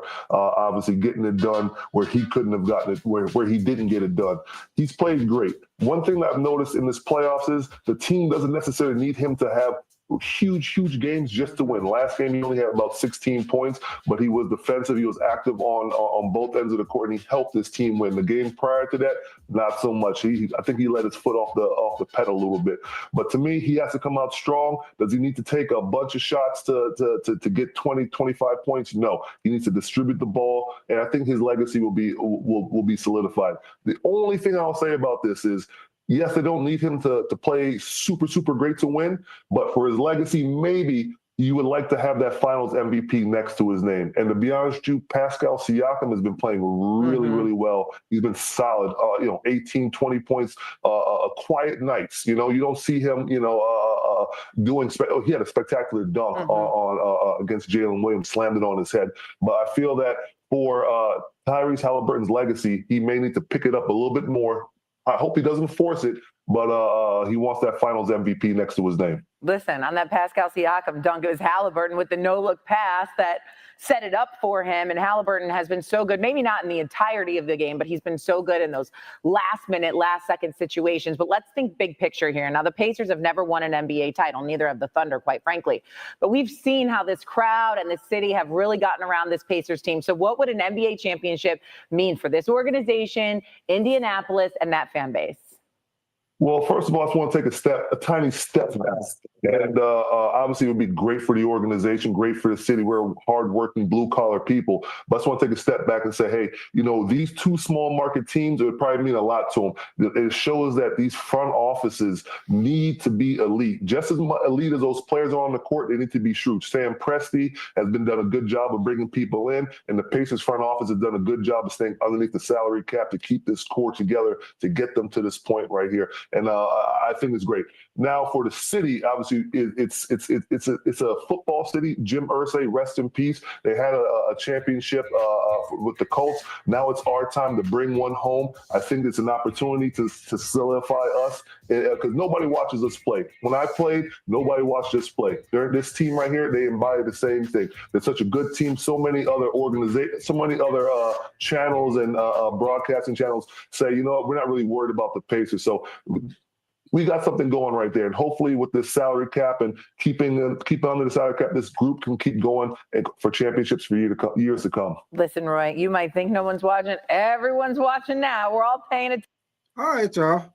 I wanted to play that little video clip for y'all right there. Hold on. I'm going to put the link in the chat, man. Any of y'all want to come up here and holler at me? Y'all come up here and holler at me, man. Y'all let me know what y'all opinion, whether y'all agree, disagree. Y'all want to talk about the NBA Finals. You want to talk about the Kevin Durant rumors, where y'all think Kevin Durant might go. Or if y'all want to talk about NBA draft, Lakers, what they should do in the offseason, man, as far as the big man moves. Right now, y'all, as far as with the Lakers, with their big man moves, hold on, give me 1 second. What up with you, Rashad? What's good, man? How you? All right, man. I appreciate you coming through. Kick it with me, man. Yes, sir. Yes, sir. Yes, sir. Then let me know what's on your mind. I know you got something. I'm thinking about this game 7. I already told you I got OKC winning, but yo, this is gonna be close, man. The You think Pacers, so? yeah, the Pacers. It all depends. To me, like I said, you got to trap SGA, man. I can't let SGA get 35 tonight. And I don't believe Jalen Williams has never been in a game 7. A lot of them haven't. And I don't believe he can win it for OKC if you're trapping SGA. Now I would trap SGA in the second half. That's what I'm doing it. The whole second half. In the second half, yeah. I'm holding. If you're the Pacers, you want to keep it a close game. Second half, I'm trapping SGA. I'm gonna put that pressure on Jalen Williams to do it. What you think about waiting till the fourth quarter? Nah, that's too late. I want too late. Yeah, I want because SGA. He I'm saying like say, because my opinion, I think it's gonna be a close game. So let's say if it is close, get to the fourth quarter. You start the fourth quarter, it's close, and you done got through 3 quarters and you ain't had to trap him. Then all of a sudden, fourth quarter, they ain't seen it. You come out trapping his ass, throw his ass off. But I'm gonna tell you one thing, Rashard. If they do that, what you saying as far as trapping SGA off the little picks and shit, they be trying to set up and trap his ass off of it. They got to do a good job of rotating the fucking defense. Yeah, if they slack on rotating that defense, that's gonna be a problem. But if they rotate their defense, they'll be straight. Yeah. I mean, if it gets to a fourth quarter and it's tied, the Pacers will lose this game. So they better not let that happen. And if you can't trap in the fourth quarter, because now you're gonna leave one man open, the game is gonna slow down. That's what I'm saying. If you're the Pacers, you got to start it second half. I noticed SGA, he's not that great when he's not able to dribble the ball up the court. Right. That's why he's not like an off the ball player. He got to have the ball in his hand. If you look at his game, he loves to, really bring up the ball. It gives him rhythm to kind of see where he wants to go. He's not able to like move well in the half court. Right. So, the Pacers can win this game, man. I think they can too, Rashard. They got championship experience with Siakam, the coach. And then OKC, they're young, man. I don't believe a Shet or Jalen Williams can win a close game for OKC. I don't see it. Yeah. You ask me, I would not be surprised if them motherfucker upset their ass. I would not be surprised, man. Oh, no one should be surprised. I mean, this is the finals. That's the problem with OKC. I feel like, personally, I don't feel like they took the Pacers serious enough before the series, and they got lacking. Now they're in the game 7. If OKC would have played the Pacers the way they played the Timberwolves, this series should have been over in 5. Right. Yeah. I agree with you on that. Yeah, but they're in trouble. They're in a world of trouble, OKC. What you think about this? Let me ask your opinion on this, Rashard. Okay, check this out. What you think about this? Now, we can't come out with the same game plan because both of these teams got great coaching. They're gonna make adjustments. But one thing that I do like what the Pacers did in game 7 is the minutes that they gave TJ McConnell, playing him extra minutes. Yep. Obi Toppin playing him extra minutes. Yep. I think this game 7, this do or die. Fuck that. Who's supposed to be the better player, whatever. If you're not producing, sit that motherfucker down and put the motherfucker in the game who is producing.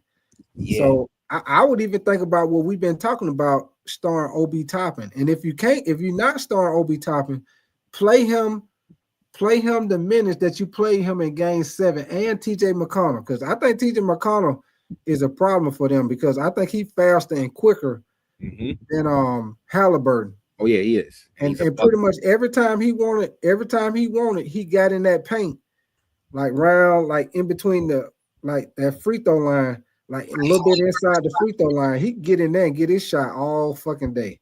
Not yet. They're not fast enough to keep up with him because he quick, fast as hell. Not yet. I mean, they're not. I don't see them benching Miles Turner in a game 7. I trust the Pacers head coach. I think that's going to be the edge for the Pacers too. If you watch OKC's coach, man, he is not a great coach. He's had the ability. He got lucky with coaching a pretty good, talented roster. And if you watch OKC, I don't see plays being run for Shet. They don't run any actions. Everything they're doing is like ISO balls, like you playing in. They do a lot of ISO, yeah. Oh yeah. That's not gonna work. That's the problem right there. They play way too much ISO basketball. They're not running plays. They do a lot of ISO. I've been able to see a lot of these teams that I ain't really been able to look at like that because of the playoffs. Yeah. And with OKC, like you say, they do a lot of one-on-one action. They do a lot of one-on-one with SGA and with Jalen Williams. Yeah, like that. Yo, I'm telling you, if OKC loses a game 7, I definitely think that coach is out of there. That's the first thing they're gonna do. And then definitely they're gonna probably trade for KD or Giannis. I was just talking about that, Rashad. I was just about to ask you about that. I'm glad you said that. I was just gonna say that. Yeah. And this is my thing, Rashad. Whether they win or whether they lose, because they got all those picks. Whether they win or lose, what do you think about them? Because ain't nobody really talking about them. They got a lot of picks, man. I mean, if I'm OKC, there's history with Kevin Durant in OKC.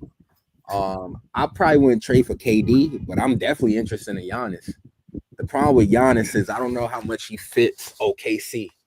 That's the thing right there. You're right. Shooter. Right. That's going to change the whole dynamic. They're going to be better defensively.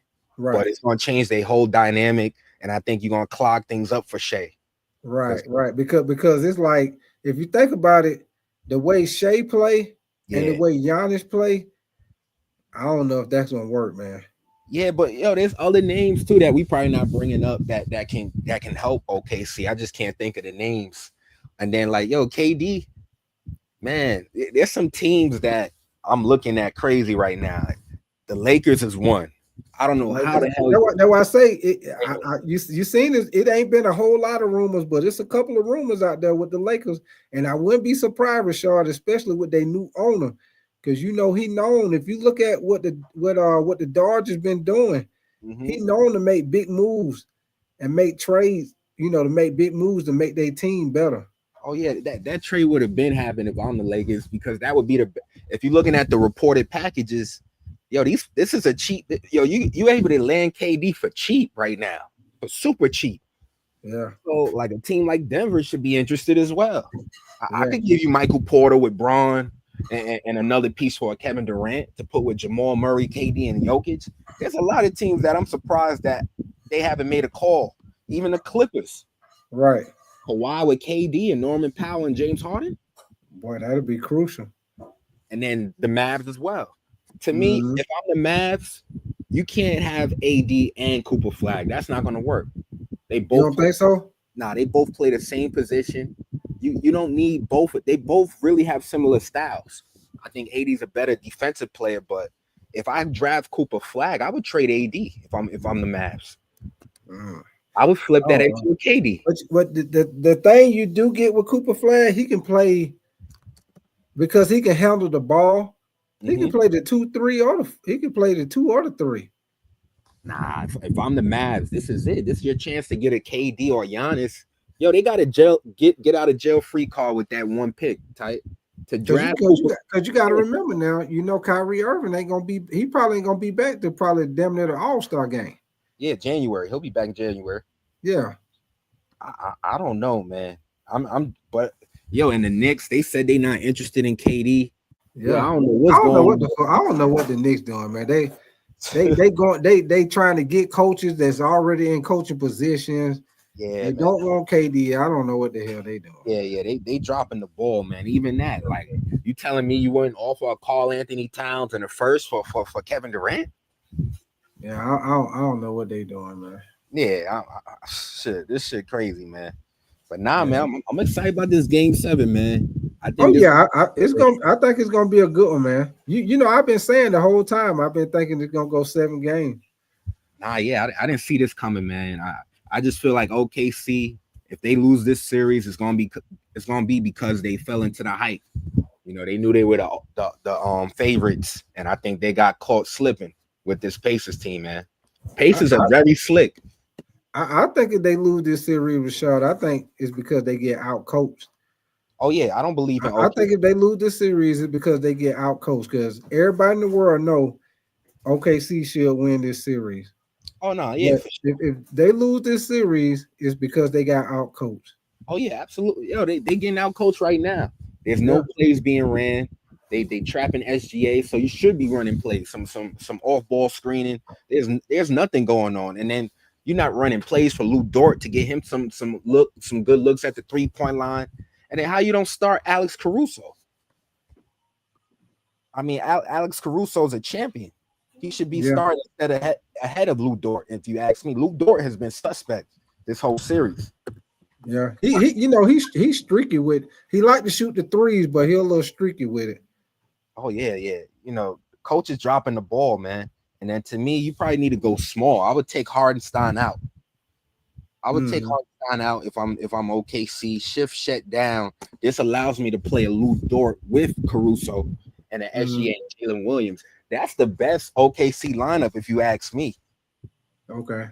Because they're not running no screen and rolls with Hardenstein. That's another issue the OKC has right now.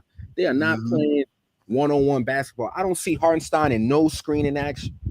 Right. No lobs. This dude could get lobs. Right. Like, why are they not running the screen and roll with Hardenstein? Same with Shet. Shet is always dribbling off the ball. He's basically always ISOing. You can run a screen and roll with him and get some easy lob shots. Easy, because he got that wingspan. Oh yeah, and he's fast. He's athletic. He can get up there. So I don't know, man. I'm not putting my money up. I'm gonna just watch this game as a fan type. Because I most definitely. If Rashard, I wouldn't do as far as like who wins the game. I wouldn't bet shit on who wins the game. Now, if you want to go with points, stuff like that, points, rebounds, steals. Now I'll do that. If you know what I'm saying, if I could bet on that, I would bet on that. But as far as who win the game, the way these playoffs and the way this series been going, I ain't betting shit on the game because this shit been game to game, man. It's like you don't know. You don't know what the fuck gonna happen, man. It's one game, it be one way, then you see another game, it's a fucking blowout. Then you see another game, you be like, oh shit. You be like, this game, they blow them out 30 points. You come back next game, it's totally fucking different game. Nah, yeah. What I will say about, I want to bet on OKC, but I'm nervous.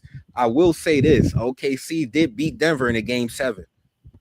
Like but Denver, I think the Pacers, besides the Joker, I think the Pacers are a better team than Denver. Yeah, their system is the better. Joker. If you take the Joker out of the picture, now the Joker, he make the difference. But you just talking about overall team, I think the Pacers are a better team. Yeah. Overall, the Pacers have been the sneaky team. I think next season you're gonna see teams really get up on their ass. I think they caught everybody slipping this year. Yeah, they did. That's why I say, Rashard.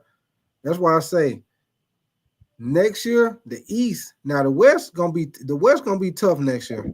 Yeah. Especially depending on where Durant goes. And then depending on what the Lakers do. The West gonna be tough. It's gonna be the fucking East. Because we see what Orlando did. I'm telling you right now, if I'm the Philadelphia 76ers, I'm not making no trades, Rashard. I'm bringing this is just my opinion. You might agree, you might disagree, but you let me know what you think. If I'm the 76ers, they brought Paul George to the team. You already got Embiid, you got Maxey. They probably gonna get, even though Ace Baylor didn't work out for them, but they got the number 3 pick. If they pick him, ain't shit he can do. He got to bring his ass. You didn't get a chance. You didn't really get a chance to see what the team looked like with Paul George and Embiid together and Maxey. So my thing is, don't make no trades. Don't trade Paul George. Bring him back. You got to at least see what it looked like. You know what I'm saying? That's just my opinion. At least you didn't really get a chance to see what it looked like because Embiid was pretty much hurt the whole fucking season, pretty much. So you really didn't get a chance to see what it looked like. So bring every fucking body back.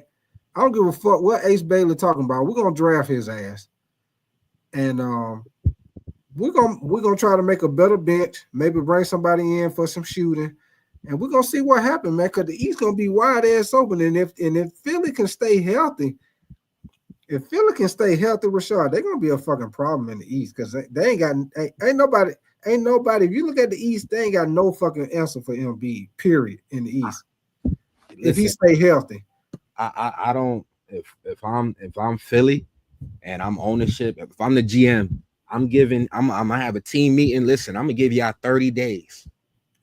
If we can't have a clean performance, if they don't start racking up wins in this season, and you see some of the same as last, I'm blowing this shit up early. They've been waiting on Joel Embiid for almost 10 years now to get them somewhere. They haven't got nowhere. And Paul George, you got to question his professionalism. You sign him to a big contract, and this guy gives you only the lowest in his career. 16 points per game is what he averaged last season. Yeah, to me, like, that's unprofessional. I'm seeing a trade right now on Yahoo Sports that 76er and Jazz are in discussions in a trade involving Paul George and the number 5 pick. And the number 5 pick? Yeah. Ooh. Yeah, I don't know if that'll happen. Boy, if they send Paul, because Rashard, if they do that, that means they had the number 3 pick and the number 5 pick. That's what I'm seeing right now on Yahoo Sports. They said that'd be crazy because now, and you know what? The only thing about it is that'd be fucked up for Paul George because you going to a team that you know you ain't finna fucking win. Cause it's big, because that shit big rumors about the Lakers getting the goddamn center from Utah. Yeah, if you ask me my opinion, I think he should be the number 1 option.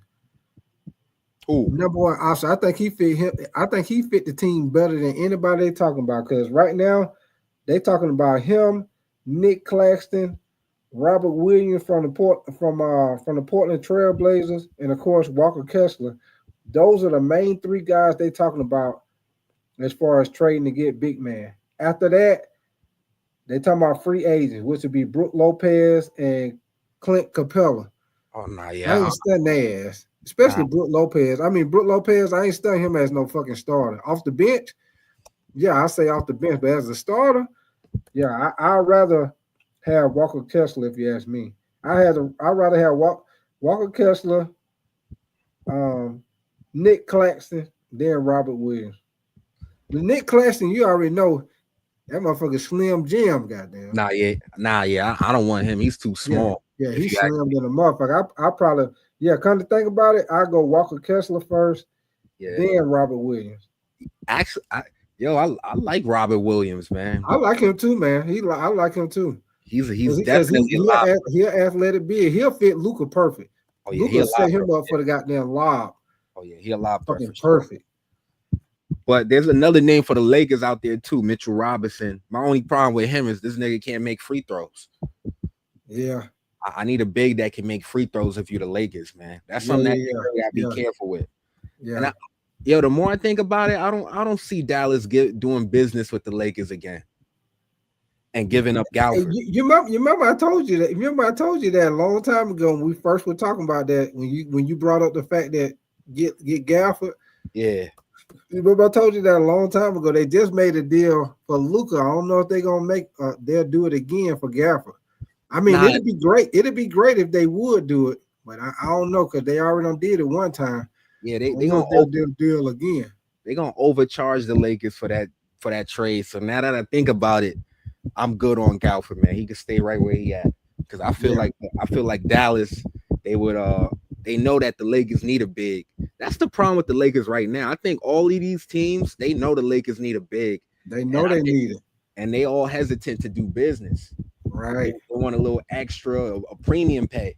That's the problem with the Lakers right now. You know, they hate the Lakers because they got Anthony Davis and now Luka.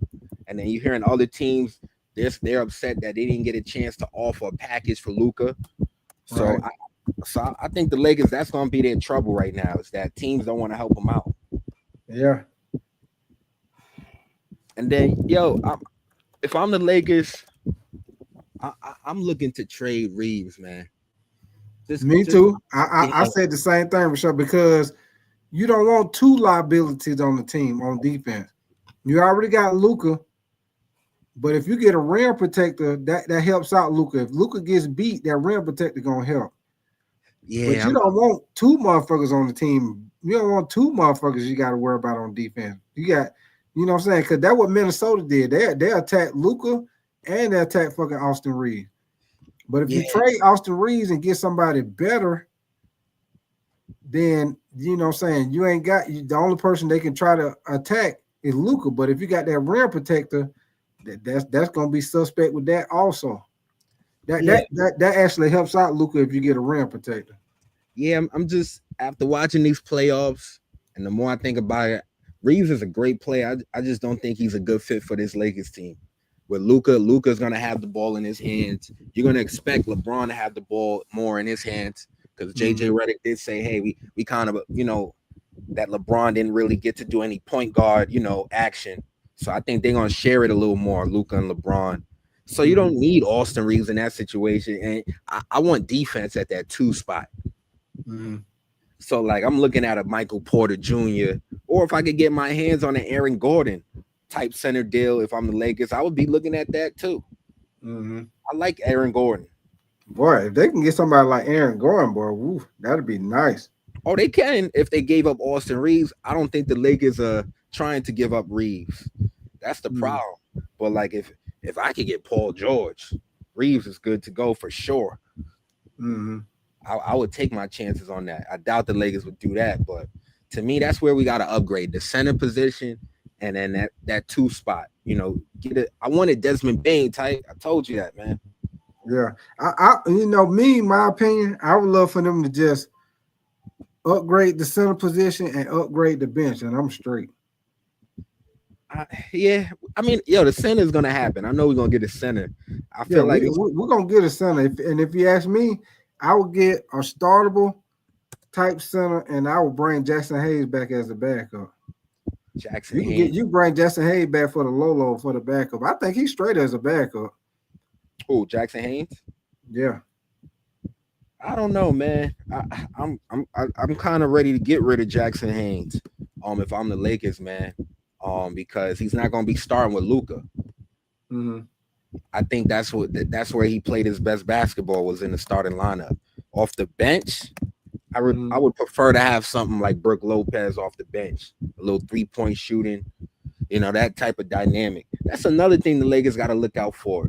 It'd be nice to get a center that can shoot the 3 if you're the Lakers. Yeah, it would, but that's the problem though. You get somebody that can shoot the 3, but they ain't gonna play no goddamn defense.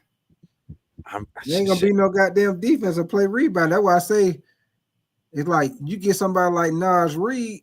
Yeah, he can stretch the floor, but because he can stretch the floor, the motherfucker ain't getting no goddamn rebounds. Nah, yeah, that's true. And then Ty, I know we talked about this already, but the Celtics, they are definitely shopping Jaylen Brown. They don't believe in him, Ty. They don't believe in Jaylen Brown because he's on the market right now.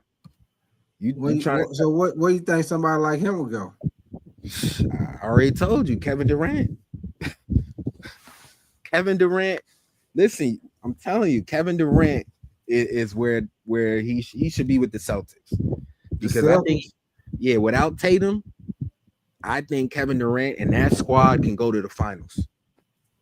I'm telling you, with Porzingis, with a Derek White, a Drew Holiday, a Kevin Durant, with Al Horford down there and Porzingis, that to me can go to a champion. If the Pacers just went to the championship, we sleeping on the Celtics, man. They can definitely win a championship without Tatum. They actually might play a little better without Tatum, because Tatum does ISO a lot. If y'all notice that, he does. There's a lot of ISO, and that's why they lost to the Knicks. Yeah, we were all saying, hey, there's no ball movement, and then Jaylen Brown and Tatum, they're fighting for the rock. I like Kevin Durant for Jaylen Brown, man. What about Jaylen Brown to if I'm the Pacers? Send his ass to Detroit. What about the Pacers, Ty? The Pacers? I don't know if they would trade him. I don't know if they would trade him to the Pacers. Same division. I mean, same conference. I don't know, man. They don't want to pay that $300 million for Jaylen Brown, and I'm not mad at him. I don't think he's worth $3. I mean, I've been told y'all what I want. I want Giannis. Why you don't call Giannis? You know what? The situation with Giannis, the way I feel right now, I believe it when I see it. It's like they got the rumors out there, and then next thing you know, you see the rumors. Milwaukee say they ain't gonna trade him. They're gonna try to build a team. So the situation with Giannis, I believe it when I see it. Now, as far as KD, I think KD gonna get fucking traded. But Giannis, I believe that shit when I see it. I don't think KD's gonna get traded before the draft, though. You think the only reason why I say that, Rashad, like I was saying earlier, the only reason why I say that is because when I was looking at the Bleacher Report, they were saying that the Phoenix Suns they want a first round pick, but the first round pick that they want is in the 2025 draft, which is on Wednesday. You know, usually, like I said before, when you do trades, they usually give you future first round picks, 26, 27, 28, 29. They give you a future first round pick. But they say what the problem is holding up the process is the Phoenix Suns want a fucking first round pick this year. And it's a lot of teams that don't want to do that because he 36. And you're going to have to sign him into an extension for $122 million. Yeah, but that's what I'm saying. I don't see the Suns doing it. I don't think they're gonna get better offers. There's no need. I think that's the problem right now. The Spurs pretty much backed out because they say, "Yo, you're not getting Castle." Right. So if they said they weren't giving up Castle or the second round pick because they say the Phoenix Suns wanted either the second round pick or Castle. They said they ain't giving up neither one of them. Exactly. And then Kevin Durant, he hurt the Suns with that. Hey, we're not trying to go to the Timberwolves, so like now they're not looking to do business. So if you're the Rockets in Miami, there's no need to increase my offer because we the only two. You get what I'm saying? Mm-hmm. It's business, and KD has lowered his value, so I don't see any of these teams giving a better offer. I think they're gonna hold on to Durant. You probably see him. I think there's a good chance Kevin Durant doesn't get traded. Hey, the more I look at it, Rashad, the more I look at it because the fact that they want a first round pick in the 2025 draft, which is Wednesday, and they say a lot of teams ain't willing to do that. Exactly. And they say what the Phoenix Suns want is a lot of teams that ain't willing to do that. Exactly. I wouldn't be surprised. I wouldn't be surprised if that motherfucker don't get traded until damn near the trade deadline. I would not be surprised, Rashad. Thank you, Ty. Now we're on the same page. I don't think Durant is getting traded until then. I think none of these teams, if you think about it, if you're the Suns, you want to wait a little later because certain teams are going to have to make moves, to try to, adjust their position in the season. Right now, there's no need to offer everything you got for Kevin Durant because the season hasn't started yet. Thanks. I don't know what I need yet. You're going to see some teams. Maybe a Spurs comes back and say, hey, you can have Castle. You know what I'm saying? Right. If I'm the Suns, I wait. I'm not trading. There's no need to trade Kevin Durant right now. For what? We're not competing for a championship. So it's like there is no pressure. See, the reason why they're trying to do that shit because they want a first round pick in this year's draft. That's why they're trying to do it. That's why they're trying to do it now. Yo, the Suns are delusional, man. Like, bro, you're not competing for a championship this season. You should, exactly. So, like, why the hell you want a first round pick for this season? Mm-hmm. You're trying to get the best deal. You're gonna be, hopefully you make the play-in tournament. But I feel like the Suns are in denial, man. Once you trade Kevin Durant, even with Kevin Durant, you're not a championship team. So to me, I'm just trying to get the best offer. And you won't get the best offer until some of these teams play. Maybe the Lakers say, yo, we tired of Austin Reeves. I'll put a package out, or even the Rockets. They might be willing to give up a Jabari Smith. That's his name, right? Mm-hmm. Jabari Smith Jr. If I'm Houston, because the Houston got a lot of picks and OKC got a lot of picks. If I'm Houston, I'm not giving up a man. I'm not giving up a man Thompson. I'm not giving up fucking Jabari Smith Jr. Y'all can take Jalen Green. You can take Jalen Green. We'll give you a couple draft picks. But them two guys right there, Aman Thompson, Jabari Smith Jr., they off goddamn limits. You don't know. That's what's I ain't holding giving them up. up. Right? That's the I reason. ain't giving them up. And Alperine Sagoon, I'm keeping him too. Nah, I'm not a fan of his game like that, Sagoon. I think he gassed already. Plays really slow. I mean, he not like a dominant center, but he fit their team. He fit their team. The type of game he play, he fit their team. But yo, that's what's holding the Rockets would have had the deal done. They're not willing to trade Jabari Smith. To me, I would do it. Why not? If that's what I ain't giving up Jabari Smith. I mean, you still able to keep Amon Thompson who can ball, but you to me, yo, the Rockets, who else is in Miami? Yeah, because you know that's a rumor too, but I don't go into Miami. What's your name? Tats. What up with your brother? You say where KD going? Tats, if you ask me, I think he's going to Houston. Yeah. Because I think at some point Houston will put in Jabari in that deal. They'll get the deal done. That's all that's missing. To me, I think the Rockets, they're waiting to see, the other teams increase their package. I think if you see Miami go all in and put all their chips on the table, or the Timberwolves, I think the Rockets, they'll get the deal done. All right, here's Jabari. They're not trading Jabari because they don't have to right now. They got the best offer. So it's no need to increase my offer. This is why if you're the Suns, I wait. Going into the season, maybe the Rockets say, yeah, we need Kevin Durant. Let's get it done and throw those pieces on the table. So, it's gonna be interesting, man. If I'm Adam Silver though, man, I gotta find Kevin Durant and his agent, man. You can't be doing this during the finals, man. You distracting business, man. Real shit, man. All it's doing is giving up conversation. It's just giving up conversation. Yeah, taking away from the NBA finals. Now you got all the ESPN, shows. They talking about Kevin Durant.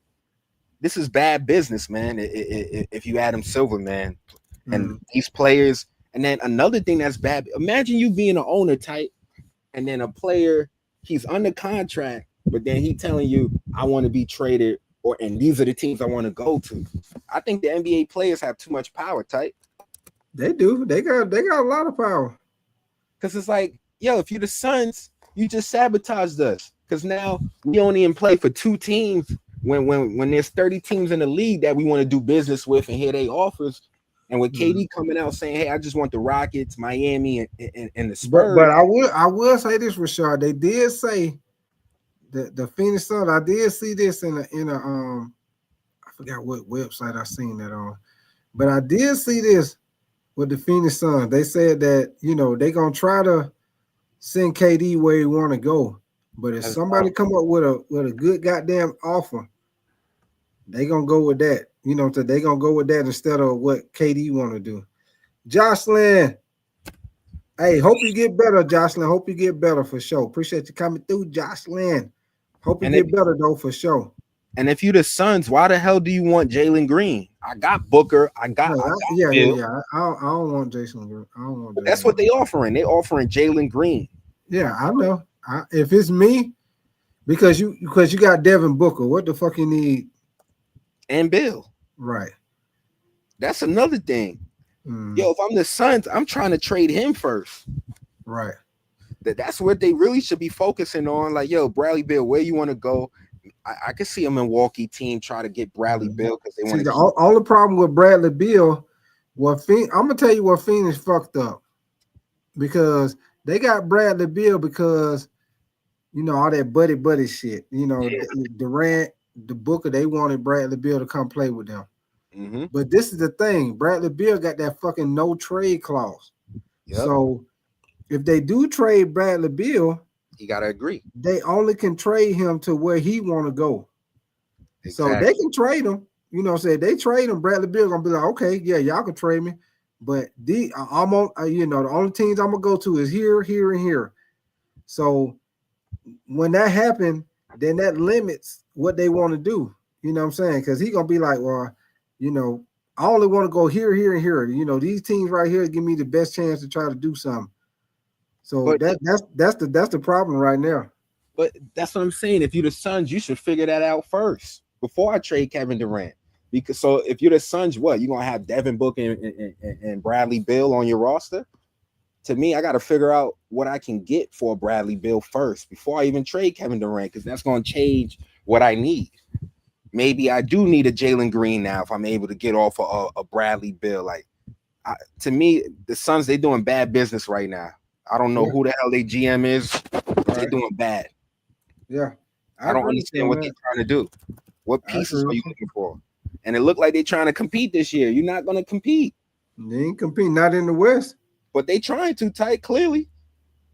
Because they talking about picks for this season, and they haven't even brought up Bradley Beal. To me, I go full rebuild if I'm the Suns. I'm putting Devin Booker on the table too. Hey, check this out. I'm looking right here at the top 30 free agents. I don't know if you've seen it. You might already seen it, Rashad, because I know you be up on it. But if you ain't, the top 30 free agents, at number 30, they got Nicholas Batum. At 29, they got Kelly Oubre Jr. At 28, they got D'Angelo Russell. Most definitely don't want his ass. Luke Cornett. Luke Cornett played good ball for the Celtics. Clint Capella, which you know the Lakers been rumored with him. I don't know about Clint Capella, man. When he was young, I most definitely would have said that, but I don't know. Karis LeVert at 25. Russell Westbrook. I wouldn't mind Russell Westbrook coming back to the Lakers off the bench, Rashad. Yeah, I like Westbrook. I mean, I don't think it'll work because, you know, they kind of did Westbrook dirty, the Lakers. I know. That's the only thing. You got Tyus Jones. That's a good bench player. Dennis Schroeder. That's a good bench. Dennis Schroeder, a good bench player. Donovan Mitchell. You know, I mean, not Donovan Mitchell, his brother, Davion Mitchell. That's his brother. Play for the Miami Heat. Let me see. Chris Paul, which you had talked about, Chris Paul. Like that for the Lakers for sure. Yeah. And Ty Jerome, which he a good 3-point shooter with Cleveland. Well, hold on. I don't know. I might take that back, Rashad. Well, who? Ty Jerome. Nah, yeah. I don't even know who the hell that is. Yeah, he played with the Cleveland Cavaliers. He's a solid player. He's a solid player. Like a 3-point guy. Then you got Al Horford. With Al Horford, I think he still play, pretty solid ball. He's gonna play for the Celtics. Stretch 4. I think he's gonna stay with them too. Yeah, he's been there his whole pretty much for a minute now. And then you got this dude. I don't know what the fuck. I can't even pronounce his name. His name Gershon? Yeah. Gershon Yabusele or something. I can't even pronounce his fucking name. He had 76. He played with the 76ers. Then you got Cam Thomas. Ooh. Cam Thomas be hooping, boy. That's who I was missing. This dude. That's bro, tight. This is the piece that a lot of teams should be looking for. This dude, Cam Thomas be hooping, boy. 23. He played with Brooklyn. He played with Brooklyn, so a lot of people don't know about him, but that motherfucker be hooping, boy. I'm looking at his numbers. He just averaged 24 points per game. Yeah, that boy be hooping, man. Ooh. And then he ain't getting paid shit. 2024, 24-25 salary, $4 million. He ain't getting paid nothing right now, man. He be goddamn hooping. Tight. If I'm the Lakers, that's the only way I get a Nick Claxton is by putting that dude Thomas in a deal with Claxton. We'll take the underside Claxton if he's thrown in the deal. Yeah, it's gonna be crazy with them because if I'm Brooklyn, it's a business. I'm trying to sell tickets. I ain't letting his ass go. If I'm Brooklyn, I'm trying to sign his ass. Let me see. At number 15, you got Dorian Finney-Smith, which I think the Lakers gonna bring him back. I think he was a solid player for the Lakers. I think they're gonna bring him back. Brook Lopez at 14. Malik Beasley, which when he was with the Lakers, he couldn't shoot worth a shit. He get out there with Detroit, he got them shoot the lights out with Detroit. Yo, tight. Couldn't That shit shoot is worth real. He was inconsistent like a motherfucker with the Lakers. That shit is real tight. Same with Smith. He was balling way better in Brooklyn than as soon as he I don't get know hit. what it is. I don't know if it's the pressure or what. It's the pressure of playing for the Lakers. It'd be like some motherfuckers come to the Lakers. Yup, Russell. They can't play worth a shit. Then they go back to somebody else and they be hooping. Hell yeah, Russell. Be that goddamn pressure, man. Hell yeah. I don't know what it is either, tight, but I know this. Some players don't play well in LA. Mm-hmm. And then you got at number 12, you got Santi. I guess you pronounce the name Adama. He played for Memphis. I seen him play when they was in the playoffs. He all right. Yeah. Then at 11, you got Nikhil Alexander Walker. I like him, but Minnesota might bring him back. It'll be interesting to see what they do for him. I like Nikhil Alexander Walker off the bench. Oh, they can't bring back him and Nas Reed. Mm-hmm. And then at number 10, they got Jonathan Kuminga. It'll be interesting to see what the Warriors do with him.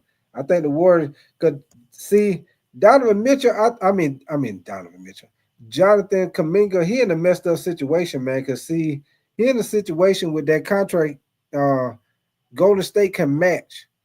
Whoever offered him something, Golden State can match that shit.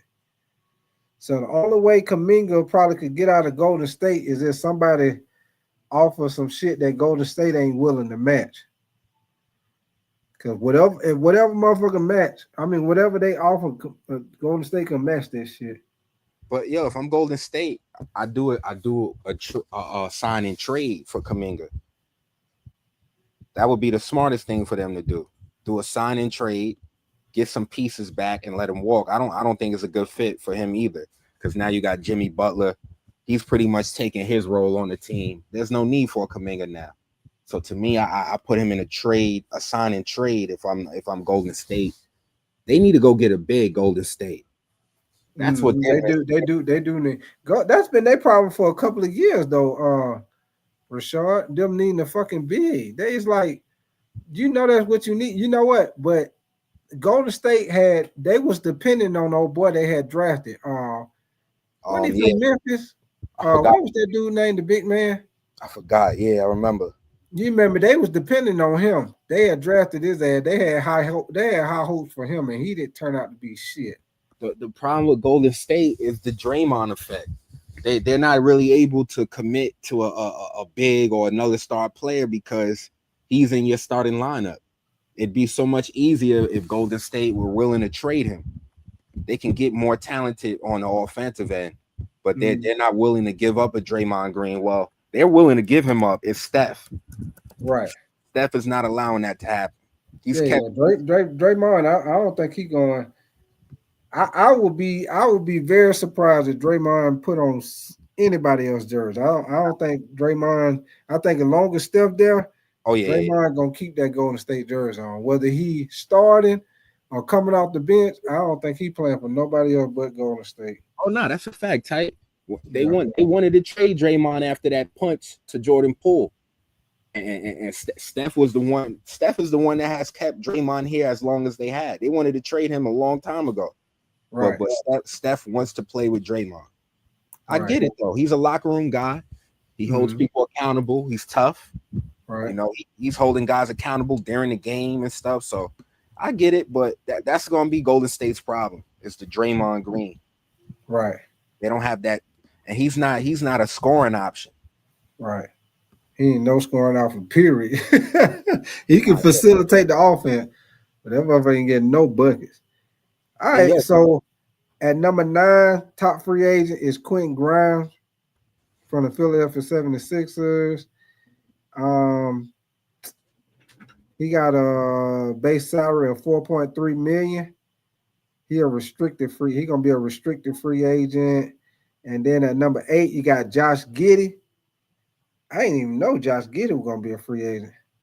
Josh Giddey be goddamn hooping for Chicago. yet. You know, he got that little legal shit going on though.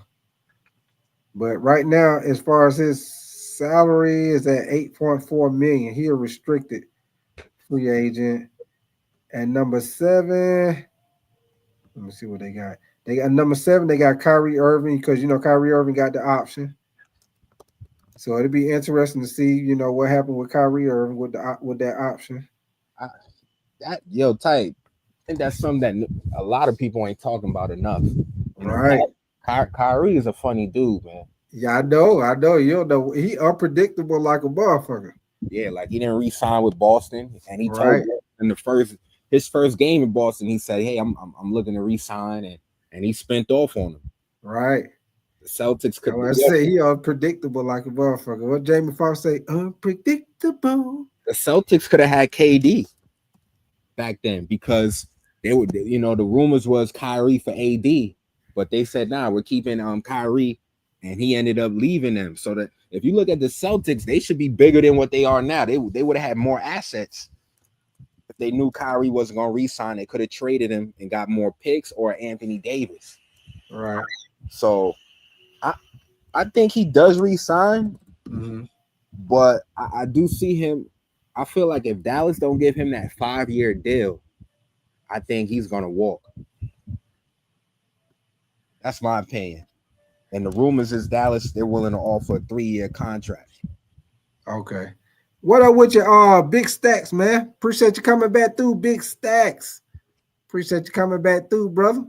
Hey, anybody that's in here, y'all still in here, man, y'all most definitely make sure y'all come back through here and kick it with us tomorrow night for Game 7 of the NBA Final. We will be doing live game reaction, so y'all make sure y'all have y'all goddamn face in the place. But let's go, Rashard. At number 6, we got your boy Fred VanVleet, which it'll be interesting to see if Houston, if they go, because I think they got to the end of this month with his, he got that option too. It'll be interesting to see what they do with him. At number 5, you got Julius Randle. You know, he got that option. Julius Randle, which I think he's gonna stay with Minnesota. Oh no, he is. Yeah.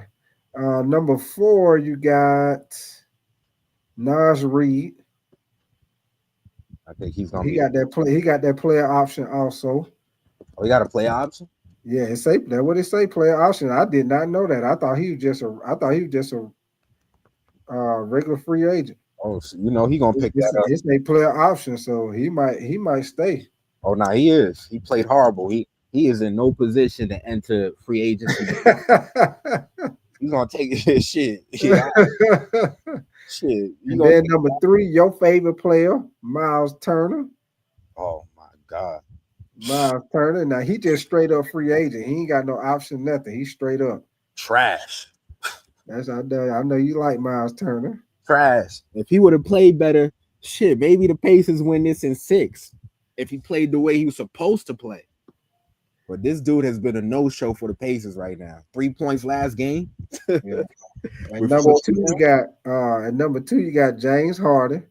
Oh Lord. He got the player option though for $36.3 million. He another one. You gonna pick up that damn option? Yeah, he ain't going. I don't think he's going nowhere neither. And then at number 1, you got your boy LeBron James. Yes, sir. LeBron James. We already know he got that player option for $52.6 million.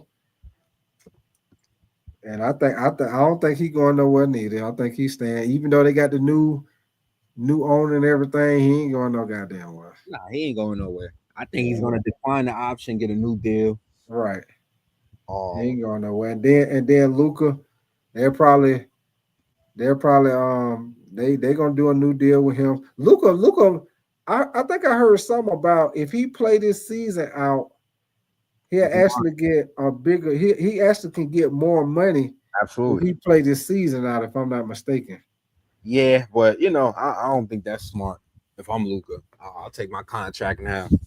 If you look at a guy like Kyrie Irving, you know, something like that happens, you don't want to end up being another DeMarcus Cousins, because that's what happened with Cousins too. He was in New Orleans playing that season out, and he tore that Achilles, and Yeah. now he getting minimum contracts after that. So Yeah, he wasn't never the same after that, bro. nah, he wasn't. He wasn't cause goddamn Boogie Cousin was a beast, man. Yeah, he was. He had that damn injury. He just never was the same after that, man. But before that goddamn injury, boy, you goddamn Boogie Cousin used to be hooping, boy. With Sacramento, that motherfucker used to be hooping.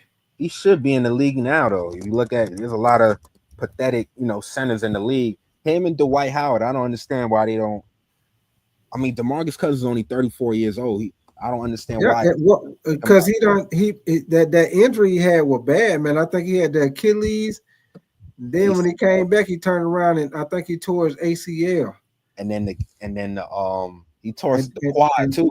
Yeah, and then with Dwight Howard, Dwight Howard had that fucked up back injury, man. That back injury that Dwight had, that shit was worse than what people thought, man.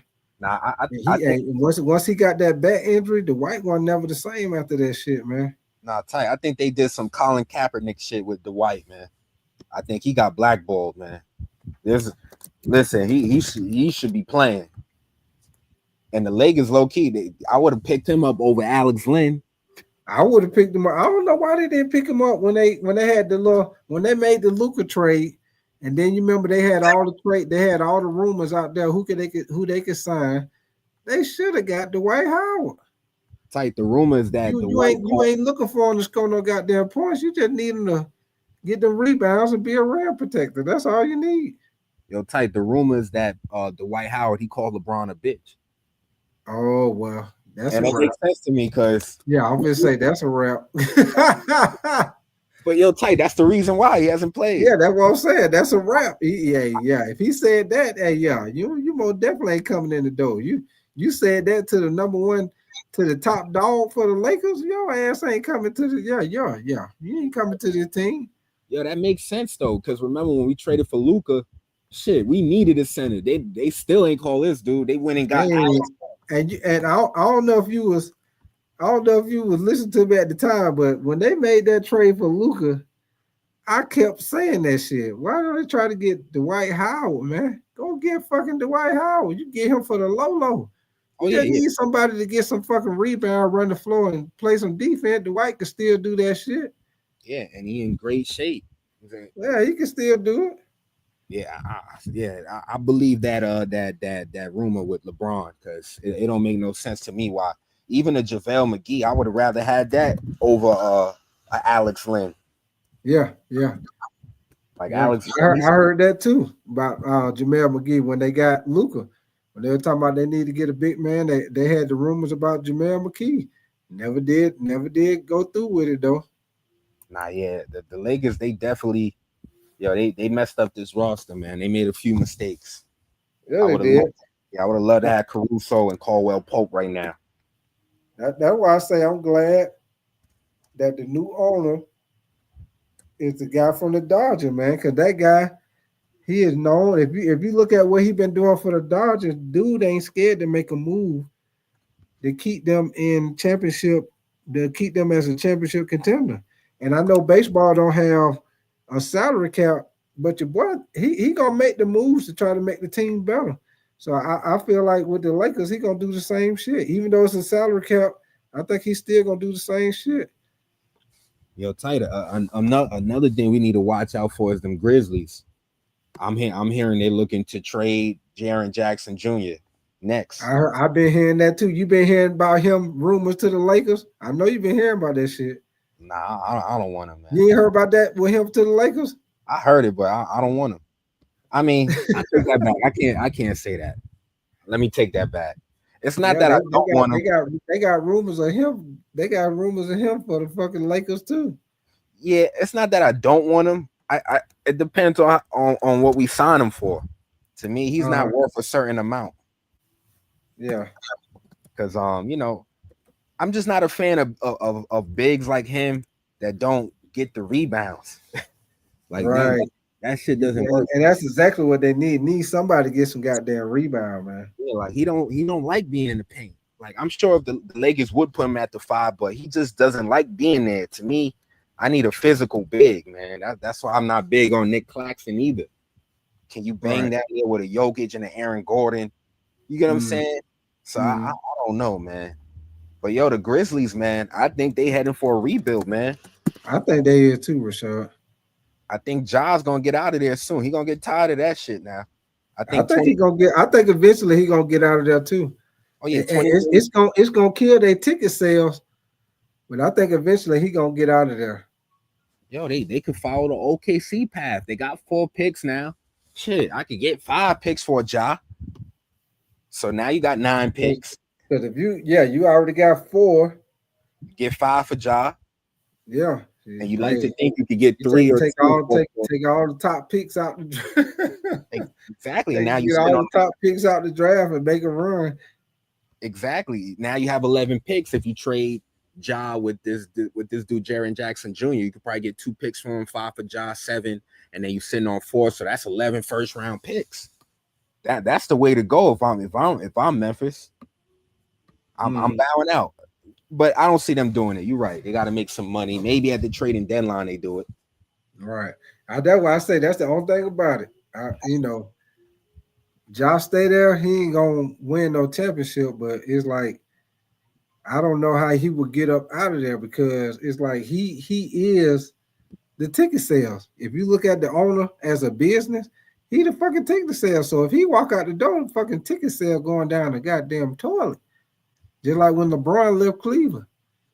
The motherfucker was mad as hell when he left Cleveland because they knew what it was. They knew it was a goddamn rap. But yo, Ty, what you think about Kawhi? I think he's another guy too. Kawhi? He's approaching the final year of his deal. He got the option too? Yeah, this is about to be his last season. Oh, okay. Got one more season. I think he played out in LA. I think if he make a move, it'll be after this season.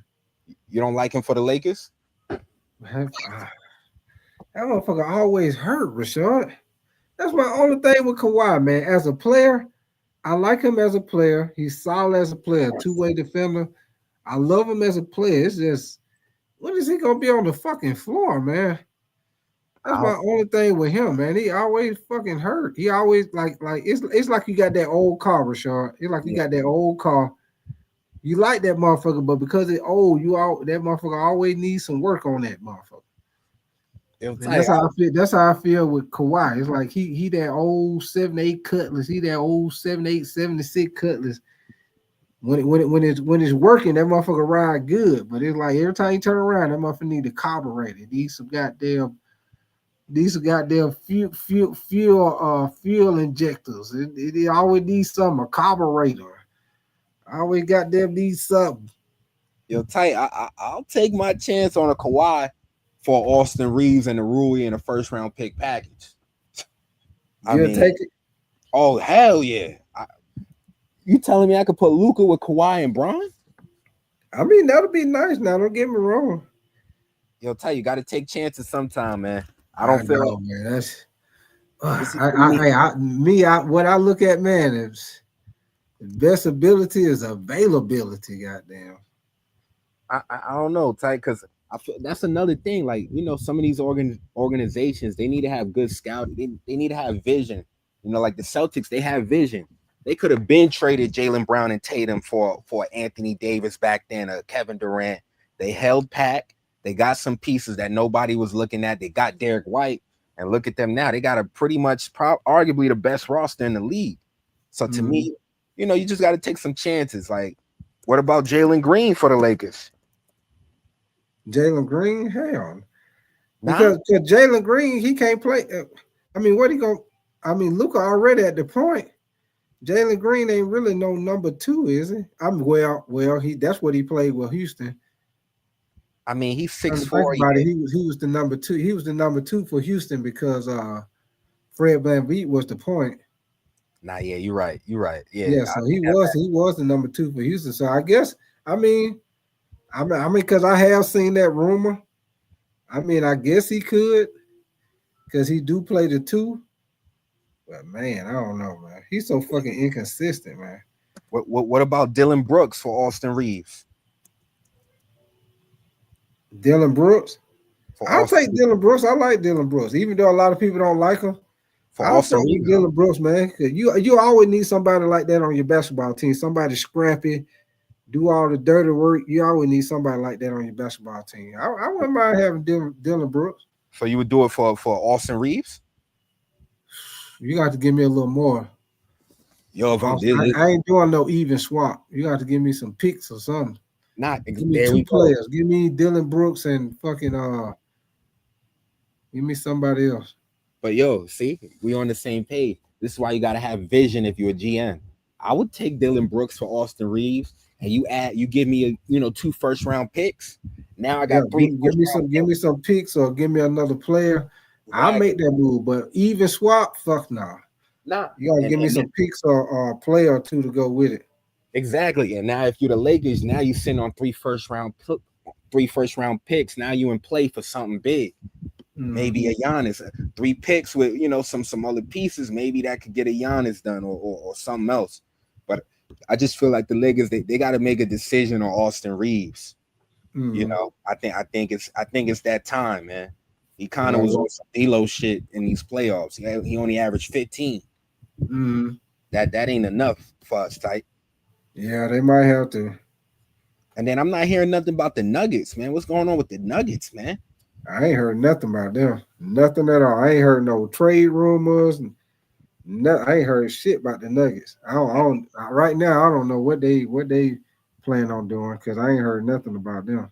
To me, that tells me that Jokic is looking to leave.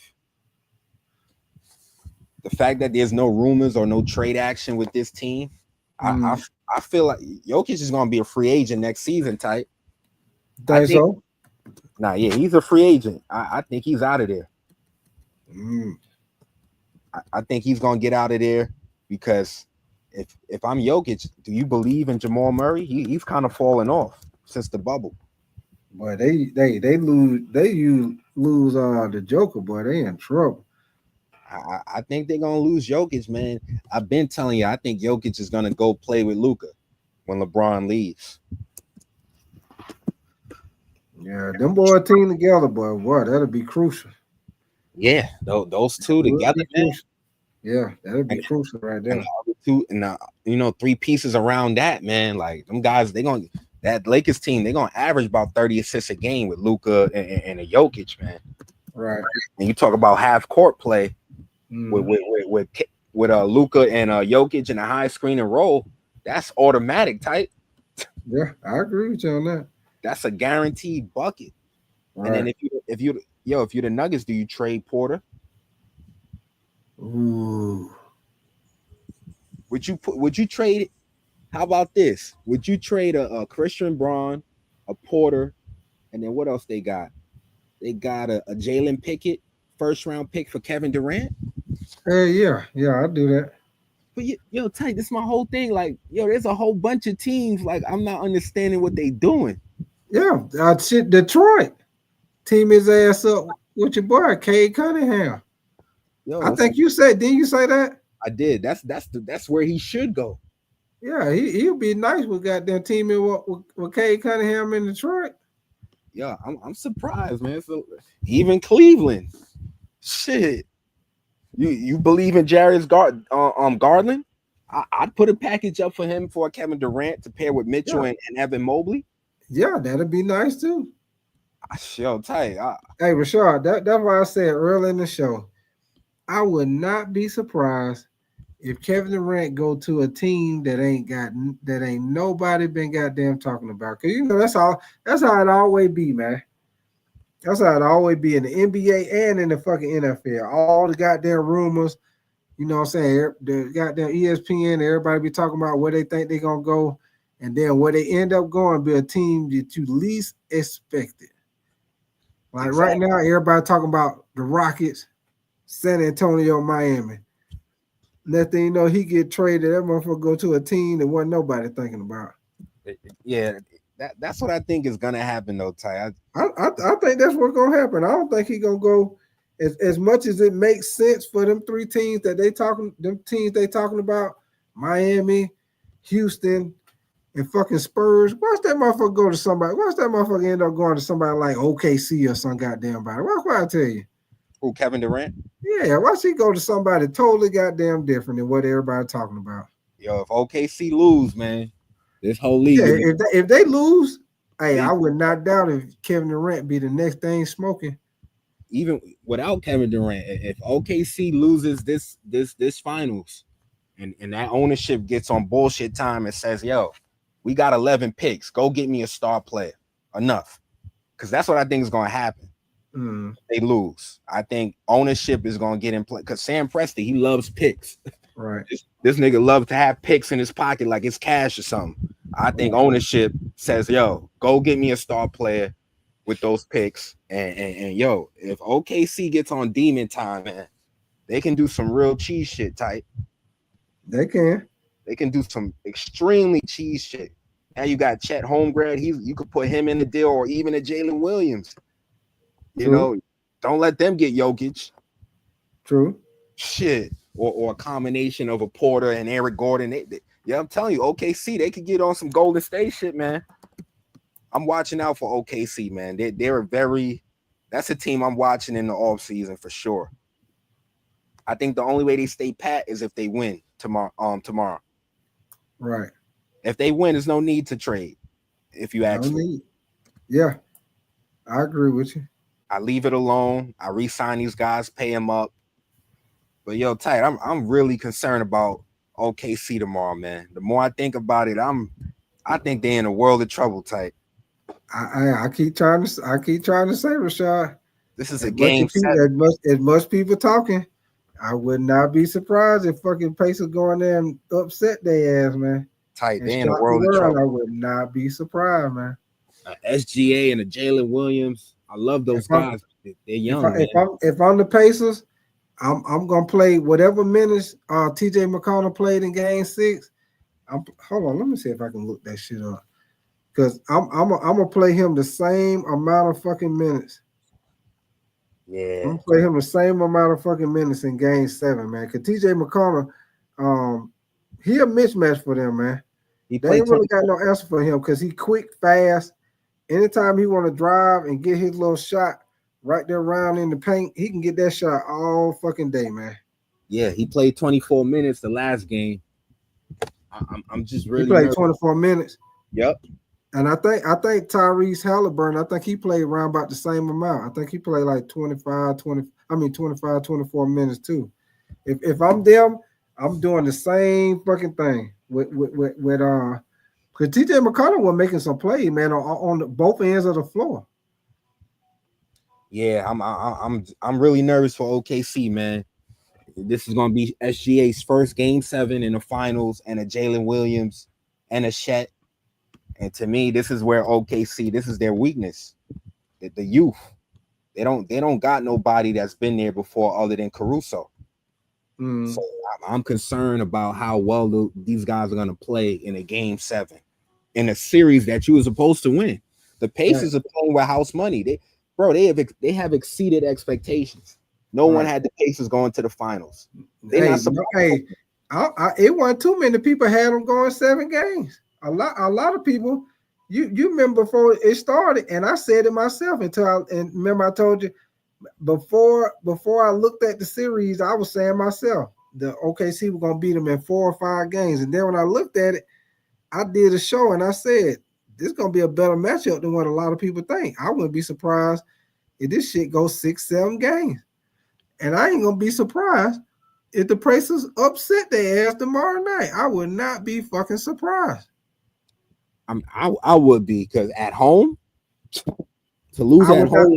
The reason why I say that, Rashad, the reason why I say I would not be surprised if if the Pacers beat them is because think about how the whole playoffs, not just this series, think about the whole playoffs this 2025 year. This whole playoffs, no matter who it was, it been a whole bunch of unexpected shit. All the series, Pacers and the Knicks and the Celtics, fucking Houston and the Warriors. Didn't nobody think Houston was gonna take them 7 games. Nobody expected for Minnesota to beat the Lakers, and it was a whole bunch of unexpected shit. The Denver Nuggets and OKC. 1 minute, fucking Denver blowing out not Denver, but OKC blowing out Denver. The next thing you know, Denver come back and beat them the next game. So it been a whole bunch of unexpected shit. So I would not be surprised if tomorrow night fucking Pacers go in there and whoop their ass. I would not be surprised because all these fucking playoffs have been a whole bunch of shit that was unexpected, man. That's the only reason why I say that. Yeah, I mean, we gonna see, tight. We gonna see, man. Yeah, I can't wait. It's gonna be on and popping. Believe that. If the Pacers keep it close, if it's a close game by the half, I'm going with the Pacers to win this series, man.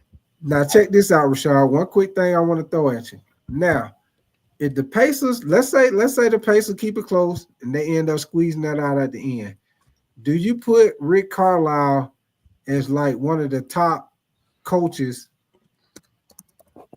like as far as with the NBA history? Do you put him as like one of, because you know he'll be done pull off one upset when Dallas Mavericks had the upset, and then he'll be if he do it again, it'll be another goddamn upset. So would you put him in there with like the top tier coaches because he'll be done pulled off 2 fucking upsets in the NBA finals? Yeah, you have to. You got to. That's why I say you got to. Yeah, you can't disrespect this man. He's been in this situation before and he's got the job done. And that's really all coaching. When you could take a team that's less talented and win, that's all coaching. That's game planning, coaching, and putting guys in the right position. He's been doing a great job, man. Mm-hmm. He's kept it low key. And right. You know, even with Tyrese, man, I don't really think this dude is hurt. I think they playing around with OKC. I was saying to say, Rashad, I was thinking the same thing because all that shit they was talking. Yeah. You most definitely. I mean, they did limit his minutes. Now I ain't gonna say they didn't. They limited his minutes, but the time that he didn't play, I didn't see that motherfucker limping. Nah, nothing in the game. He looked just fine to me. He's fine, tight. And to me, I think they were playing mind games with OKC. I think they tried to throw OKC off, and I think they did. They played a lot of ISO ball trying to attack, and this dude was not hurt. He not hurt. So to me, if you OKC, and the problem with OKC is they can't trap anybody on the Pacers because you don't know who's gonna get hot. That's the thing. That's the crazy thing with the Pacers, man. You don't know who's gonna get hot. You don't know if it might be Smith, Nembhard, Siakam, shit, or even Tyrese could go off too. Who? Tyrese could end up going off too. Yeah, you just never fucking know. Now, one thing I did like in Game 7 that Tyrese was doing was he was getting in the paint and he was shooting the little floater. That's something he ain't really been doing in the playoffs. He was getting into the paint and he was shooting the little floaters. You know, that's something I ain't really seen him do. But yo, if I'm the Pacers, regardless of the outcome, I gotta be looking at this roster and saying, hey, let me go get a number 1 option next season. And I'm looking to put a deal together around Tyrese. I think if they want to win more championships or compete next season, to me, they gotta get a number 1 option. If they gonna compete, they gonna have to make a move. Cause like I said, you already see what Orlando done did. Mm-hmm. You already know the Knicks trying to make moves to make their team better. Yeah. So you know it'll be interesting to see what Milwaukee do.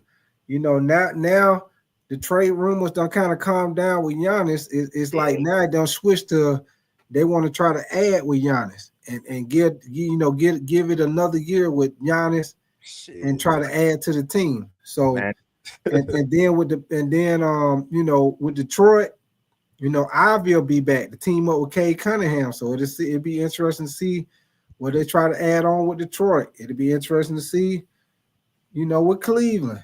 You know, Seth is gonna be down. So it's gonna be real interesting, man, this offseason. See what some of these teams do. Yeah. But I'm gonna definitely feel like when it come to our team, the Lakers, with that new goddamn owner, I ain't got no doubt. No doubt. It's gonna be an unexpected. It's gonna be a motherfucker come to the Lakers that was unexpected. Watch what I tell you. Oh no, yeah, he pays. They're gonna bring somebody to the team, and when they do, they're gonna bring somebody to the team, and the Lakers gonna be right back in the goddamn seat. Yeah, they're gonna be right back up in the seat. You're tight. I think we going to the finals next season, man. I don't doubt it, man. Like I say, this new owner, if you look at what he done did with the Dodgers, hey, you can't doubt that he gonna do the same thing with the Lakers. The man ain't scared to spend no money. He ain't scared to make a move. He ain't scared to make a trade to make the team better, because that's the same fucking thing he doing with the Dodgers. What up with your Stiff Richards? What up with your man child Miller Vinny, man? Appreciate y'all coming through, man. Yeah. I think the Lakers, Luka's in shape. Yeah. You're gonna get a better JJ Redick. You know, I think he knows he made a mistake in these playoffs. So I expect his game to clean up. I'm hearing the Lakers, they're gonna get Kenny Atkinson as an assistant coach. That'll be nice. Or Yeah, Rajon Rondo. Yeah, man. I think, JJ Redick, man, he was low key my coach of the year, man. He know how to coach. JJ Redick he did a good job. Only flaw I seen with the Lakers was the fact that when they played Minnesota, especially in that last game when we lost, that once you seen Rudy Gobert was killing us, and they kept fucking doing the shit, it's like he didn't make the adjustment and be like, well, let me put Jackson Hayes out there and see if he can do anything better. He just kept going with the same shit. Jackson Hayes sitting on the sideline shaking his head like, what the fuck we doing? That's what I didn't understand. Like, the one big man that we did, the one athletic big that we did have, is like he didn't even play his ass. Didn't even look down there and be like, hey, come in, let's see what you can do. Let's try this. He didn't try shit. He just left Jackson Hayes down there. They showing Jackson Hayes in the camera. Jackson Hayes just sitting down there looking like, I don't know what the fuck we doing. Yeah. So, I think the Lakers, they're gonna do some good things. And we in for a good game tomorrow, tight. I think wait. It's gonna be a great one, boy. I can't wait. I can't wait. The game is, it usually been coming on at 8:30, but it's coming on at 8 tomorrow night. So it's coming on at 8? Hold on, let me double check it. I think it's coming on at 8. Let me double check it, Rashad. Hold on. Let me look at my phone. Yeah, better not be no 3 it's coming on at 8 o'clock. All right, yeah. Yeah, it's coming on at 8 o'clock. So I'll probably come on a little bit before 8 because I ain't got to work. So I'll probably come on like 7:45, 7:30 to talk about the game before it come on. Oh, no, yeah, for sure. Yeah. But tight, I'm telling you, we're gonna see a good game. I just put my bet in on FanDuel. I am going with OKC. You going with OKC? Okay. I'm down. What they got it at 6.5? Because I see on ESPN they got it at 6.5 for the spread. Let me see right now. Yeah, I'm definitely going with OKC. Let me see. Put my money line in 7.5. Oh, you got 7.5? Yeah. Now I'm going money line though. I'm going money line with OKC. I got OKC winning the game. Okay, gotcha. I'm doing a straight up bet. OKC winning. It's not really a lot of money there. They not giving the Pacers the respect, man. That's what I said, yeah, Rashad. And that's the reason why I said I was going with the Pacers in this series, because like I told you, at first I said OKC, but then when we got off that live, I said, shit, let me look at this. Let me really dig into this matchup. I was like, this shit gonna be a better game, a better series than what a lot of people think. I think they match up pretty good.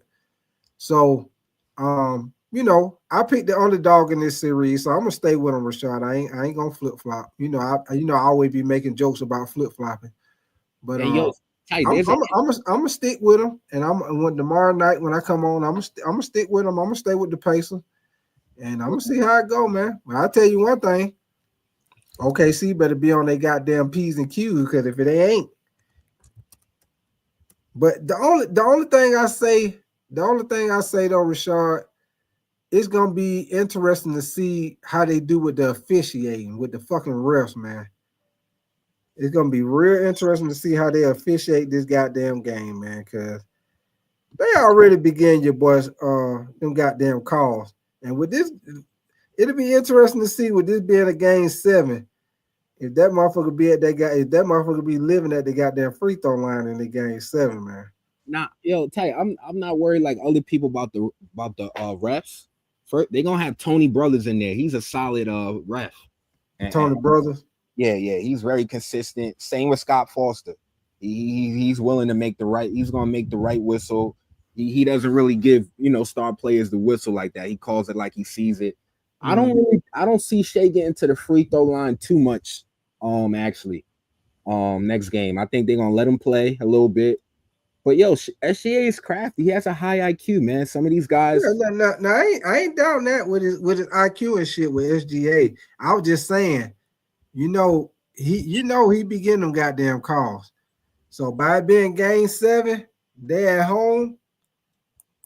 I would not be surprised. It'd be a little extra with them calls. But Ty, he barely got to the free throw line last game. That's because it was game 6 in Indiana Pacers. Hey, that motherfucker won't shoot no free throws in game 6, but we at home. They're at home. See, they was away that game, and it was game 6. Now they're at home. He gonna get some goddamn free throws. Believe that. He gonna get some free throws, but I ain't worried about the refs rigging the game. It's gonna be real interesting to see how they ref this game. If they gonna let it be a physical game, or if they gonna ref this shit, ticky-tacky shit, bullshit call, all that weak shit. Nah. Or is they gonna let them play? I think they're gonna let them play, tight, because it's a game 7. Remember Golden State versus the Cavs? They did the same thing. They let those two teams play. They don't want to get in the way of deciding this game. That's the worst thing for the NBA. And that's what I hope. I hope they don't do that shit. And they just let them play ball. And they'll be calling some of them little bullshit calls, man. Cause sometimes, man, I think Shea is a great player. But sometimes, man, when they show that goddamn replay and they show that shit, man, some of that shit be some bullshit ass call, Rashawn. That motherfucker be every time that motherfucker drive to the basket and he step back and shoot that mid range, that motherfucker push off every fucking time, Rashawn. I don't give a fuck what nobody say. He push off every time. I can see you in the chat talking about there ain't no goddamn foul. That's a fucking foul, man. No foul, man. Because if you think about it, he's driving hard to the basket. The defender is trying to keep up with him, so he's already backpedaling. But check it out, Rashawn. When he drive to the basket, defender guarding him, right? Now, when he push out with that forearm, the damn defender, it fly back. The damn defender, he guarding you, and all of a sudden the defender fly back. That ain't no goddamn push off. I mean, that's what it ain't like the defender. It ain't like he cross him up and the defender loses balance. That motherfucker just all of a sudden just fly back. He step back and shoot the mid range. That's a fucking push off all day long. But that's why he drives hard to the basket, because you're already going backwards by the time he stops on a dime, and then that left shoulder is out. Yeah, you're gonna fly back easily because look at all that gravity. You going back, you backpedaling. So yo, and honestly, with Shea, he's stronger than he looks. I mean, that's another problem too. A lot of people think he's small. He's not. He's strong. It's a strong guard, man. I've seen him push a few people out the way. So you need to put a big body on him. They should really have shit. If I'm the Pacers, yo, Siakam, that shit, you gonna guard him for a game 7. Hey, speaking of Siakam, tomorrow night need to be one goddamn nights for Siakam. Oh yeah. I think he's gonna show up. One of them nights because that's what I feel like. This one of them games they traded. Oh yeah, they need him. They traded to get Siakam. This one of them games. Yep. Need to get that goddamn Siakam. And like I said, Obi Toppin need to play more minutes. TJ McConnell need to play about the same amount of minutes he played in game 6, and Mathurin play him more too. This game 7, man, fuck that shit. Play your best lineup. Oh no, that's definitely gonna happen. I ain't worried about the Pacers playing the right guys. And yo, I low-key think Tyrese is gonna have a good game 7. I think he is. I think he's gonna hit some shots. And that's another concern for OKC. This is a game 7 is dangerous, man, because you let some of these guys hit some shots, you in trouble. If Tyrese start getting it going from that 3-point line, he hasn't been making the shots. But if he starts knocking some down and Turner, you really in trouble if you OKC. And the pressure just gets thicker for you now because, and that's what makes the Pacers so hard to guard, man. You just never know what type of time they on, man. Don't let these guys hit some shots, man. But yeah, I got OKC winning. I think they're going to probably go with Alex Caruso. You're going to see a lot of Alex Caruso tomorrow. And I like him being in the games more than Lou Dort. Okay. I think you need experience on the court right now. But Siakam, he should be checking SGA. If this is a close game, I'm having him match up with SGA. Him or Obi Toppin. I want one of those two guys guarding SGA in a close game situation. Big body, big wing. And Siakam, he might have a good game tomorrow. This is what they traded him for him.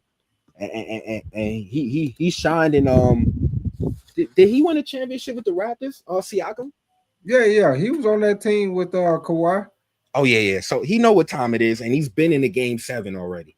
He already been in that NBA Final Championship game. Yeah, when they sent Philly home too in that game 7. So yeah, Siakam is another guy that OKC should worry about as well. I think this is going to be his game, and then he has a chance to get a Finals MVP. I think he's going to show up. If the Pacers win, Pascal Siakam gonna get the MVP. That's what I'm saying. He the only one on their team that been consistent. Because think about it. You remember other night I was telling you about the different games. Pascal Siakam the only one been consistent. Everybody else been up and down. So you think they give it to Siakam over Tyrese? Fuck yeah, because Tyrese ain't been doing shit. What he been scoring like 12, anywhere between 12, 15 points a game? When Pascal been averaging 20. Nah, you're right. It's definitely gonna go to Siakam. It gotta go to Siakam because Tyrese ain't really had no big games like that. Because they've been playing good defense on. They've been locking his ass up. But I'm hearing people saying Jalen Williams should get the Finals MVP. You jacking that type? Hey. Hell no. What? If not OKC win, you gotta think about it. Hey, Rashad, think about it now. Oh my God. Hold on, goddamn it. My heart just started beating fast when you said that. Think about it now.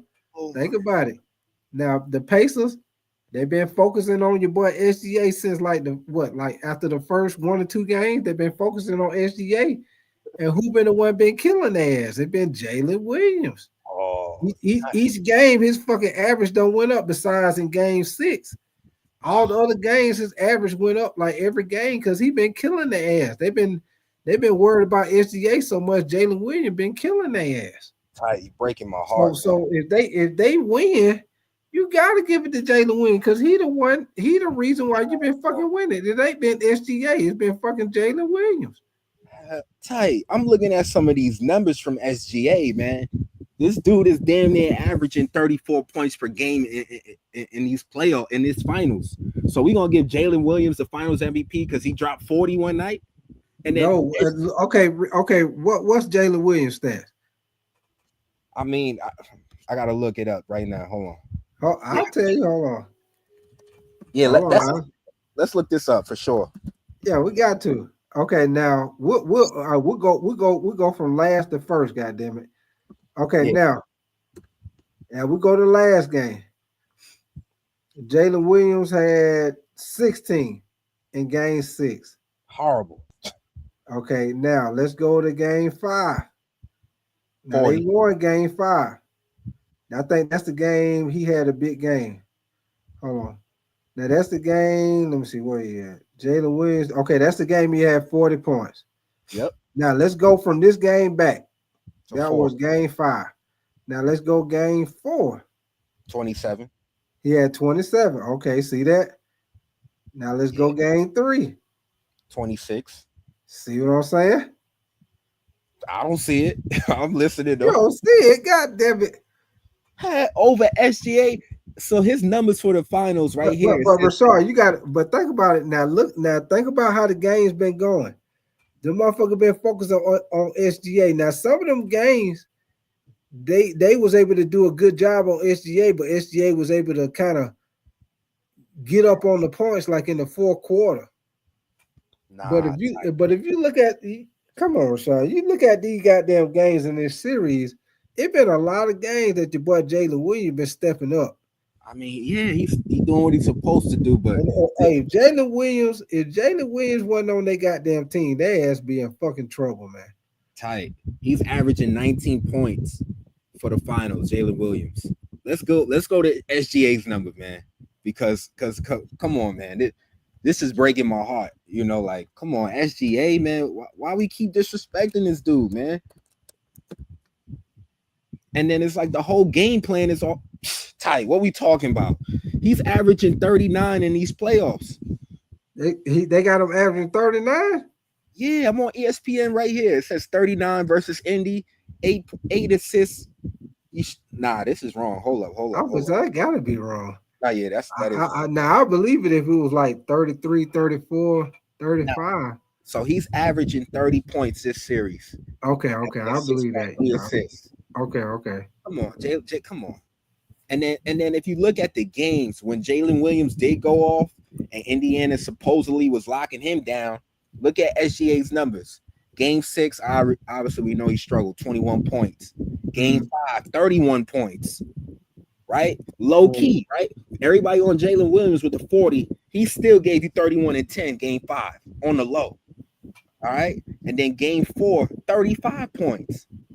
And then game 3, 24, game 2, 34, game 1, 38, tight. It's not even close, man. It's not even close, tight. Look at those numbers. 38, 34, 24, 35, 20, 31, 21. Not even close. Even with them trapping SGA, he's still getting he's still eating. He's still eating fried chicken and mac and cheese every night. Still eat grubbing up. Tight. He's eating real good on the low. That big game Jalen Williams had for 40. Everybody forget that SGA still gave you 31 and 10. Yeah. That MVP should be going directly to Shea. Jalen Williams shouldn't get any votes for the MVP because the strength of his game is off SGA. They're trapping SGA, and that's allowing him to get his numbers up. All right. Come on, Ty. Come on. We got to stop. What's going on with respect to SGA? SGA is the second best point guard in the league, man, behind Steph. This is the MVP. Now, you know, we were just talking about that shit. Tight. Who's put SGA over Kyrie? You know, we was talking about that shit. But Ty, come on, Kyrie. A healthy Kyrie, I'm not putting no fucking SGA over Kyrie. A healthy Kyrie. Let's leave Kyrie out of it. No, man. Let's leave Kyrie out of it. He's hurt. Okay. So who else is better than SGA? I said the only person I said is Steph. Steph is 1. I got SGA at 2. Who else you putting ahead of him? Luka. No, I can't put Luka over SGA right now. You're not putting Luka over SGA, man. Not right this second. No, not right this. Not after this playoffs he just had. No, probably later on in the season. Coming up, yes, but right now, this is the key word. Right now, who's better than him? Hell, why did he just beat Ant-Man? He just outplayed him. No, his team outplayed Ant-Man. So you think it was his team? They was doubling the shit out of his ass. So you think Ant is better than SGA? They ain't too far from each other. It's super far, Ty, if you ask me. Like Anthony Edwards, we've seen his biggest weakness. He doesn't make guys around him better like SGA. I will. You got a point on that. I will say you got a point on that. He's like a blacktop player, heavy one-on-one blacktop player. He cannot lead your team to a successful season by himself. So this is where the disrespect comes in with SGA. He just led a young OKC team for the last 3 years. They've been a first seed off the strength of SGA. There's no other vet on that team. So he's doing this on his own. I can't put Anthony Edwards ahead of SGA. And then who else you putting ahead of SGA? So who else we got? That might be it.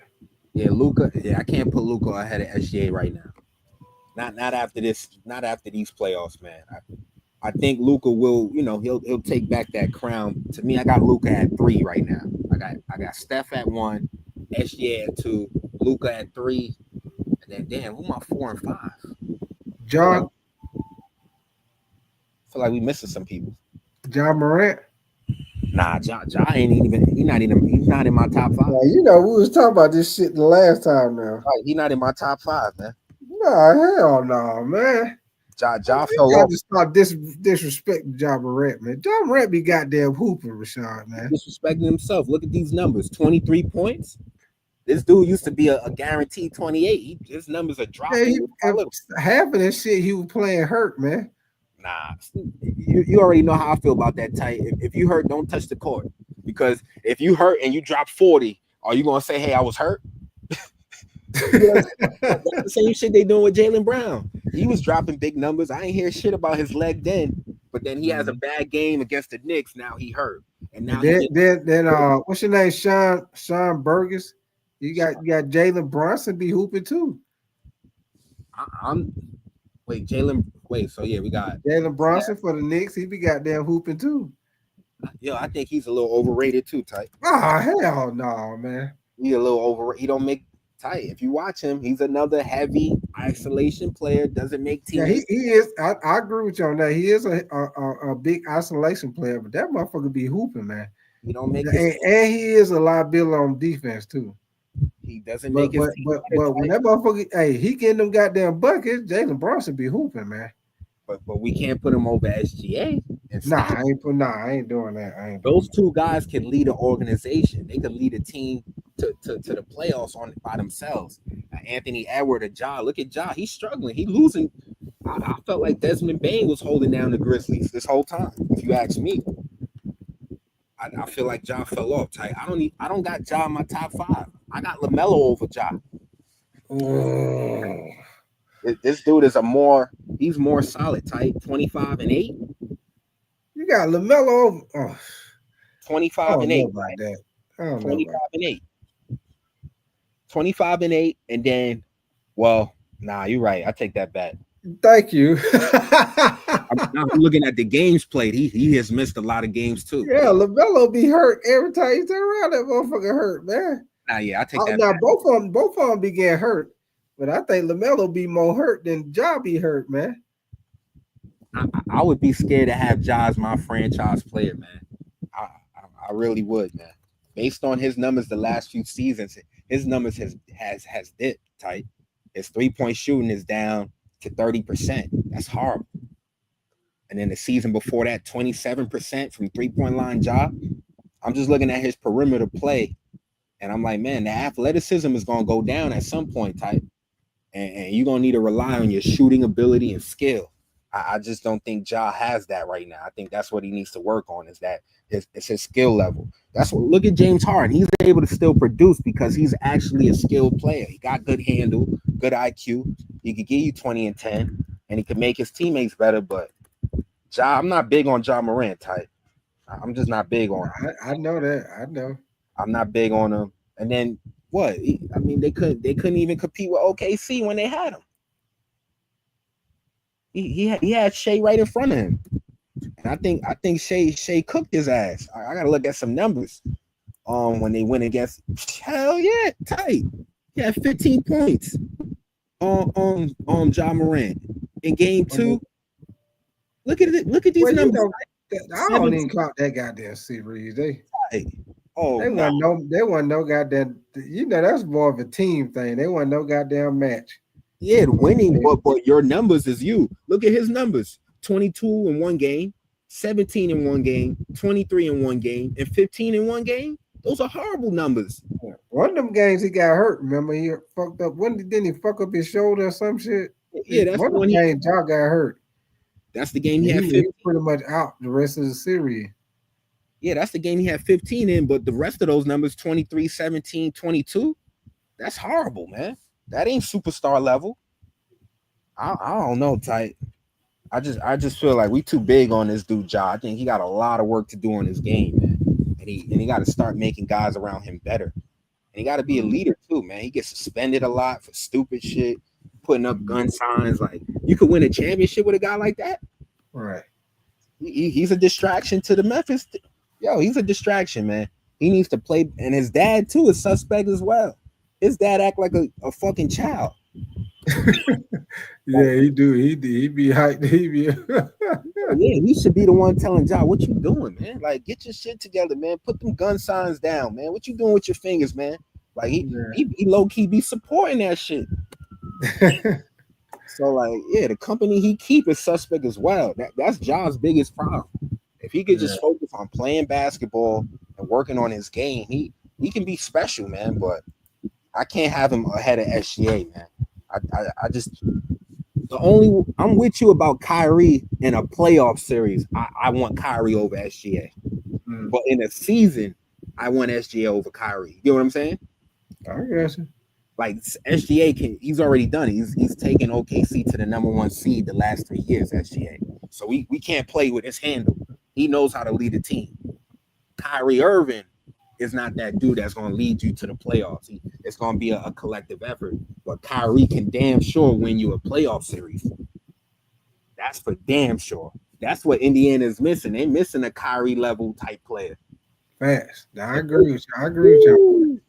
If they would have had Kyrie instead of Tyrese, I think the Pacers win this in 5 games. Oh yeah, they won it for sure. Cause Kyrie gonna get here. In 5 though. Ain't nobody out there stopping goddamn Kyrie. He gonna get his buckets. In 5, they would have beat this OKC team if Indiana had Kyrie. That's how I feel about Kyrie.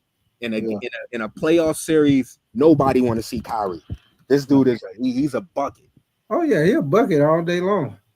And he's coming off this little injury. I think his numbers is going to go down a little bit. And I think his injury is going to affect his finishing at the rim. That's the biggest problem Kyrie's going to have. He's not going to be able to have that lift or he likes to move his legs a lot. He's a very crafty player. He likes to do pivot, triple threat. I think his game is going to dip slightly a little bit. Okay. Because he's a high footwork player. And if I'm Dallas, I got to get off of Klay Thompson, man. I was thinking about that too. Yeah, man. His numbers. Damn, I'm looking at his numbers. He only averaged 14 points last season, man. So you definitely look at Golden State now and you understand where they were coming from. Yeah. Because he's falling off type. Yeah, he don't slack down big time since them injuries, man. Them injuries slowed him down, man. Yeah. His numbers have dropped type. Yeah. Well, shoot, Rashad, man, I'm gonna definitely had a great conversation with you, man. Shoot, it's about 12 o'clock, baby. We about to get ready to get up. Yeah, I'll see you tomorrow, type. Oh yeah, it's gonna be on the popping, Rashad, man. I'm gonna definitely appreciate you coming through here kicking it with me, man. All right, man. We about to get up out of here, man. Hey, y'all make sure y'all come back in here and kick it with me tomorrow night for a live game reaction for the Pacers Game 7 of the NBA Finals, man. What up with your Fambo podcast? You say Indiana winning tomorrow. Fambo, I'm right with you, brother. I'm going for the Pacers. Hey, Fambo, I picked the Pacers.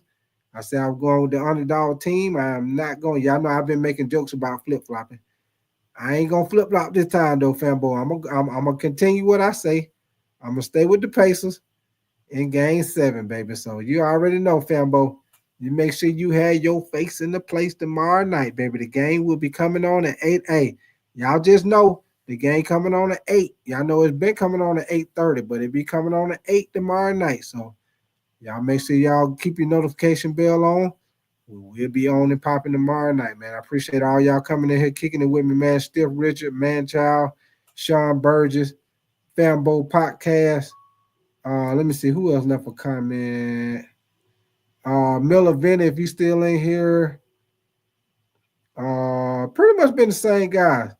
The plant guys, I don't know if you still in here. Big Stacks, I don't know if y'all still in here, but if he is, I appreciate y'all, man. Jetted Out, Tats, True Angel 33, Gemini P, Jocelyn.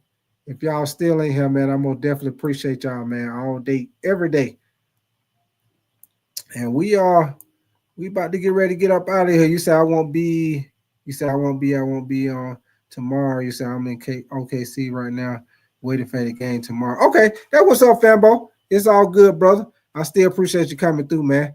We about to get ready to get up out of here, man. I thank all y'all for kicking it with me tonight, man. Appreciate all y'all. And I'll see y'all tomorrow night, man. Pacers, OKC. We're going to see if the Pacers be able to shock the world or if OKC going to take care of business at home. Both of these teams will be winning their first NBA final championship franchise, man. So it'll be a good thing for whoever wins. But hey, we is outie, fight outie. I'll see y'all tomorrow night, man. Y'all be safe. Y'all make sure y'all enjoy y'all Sunday, man.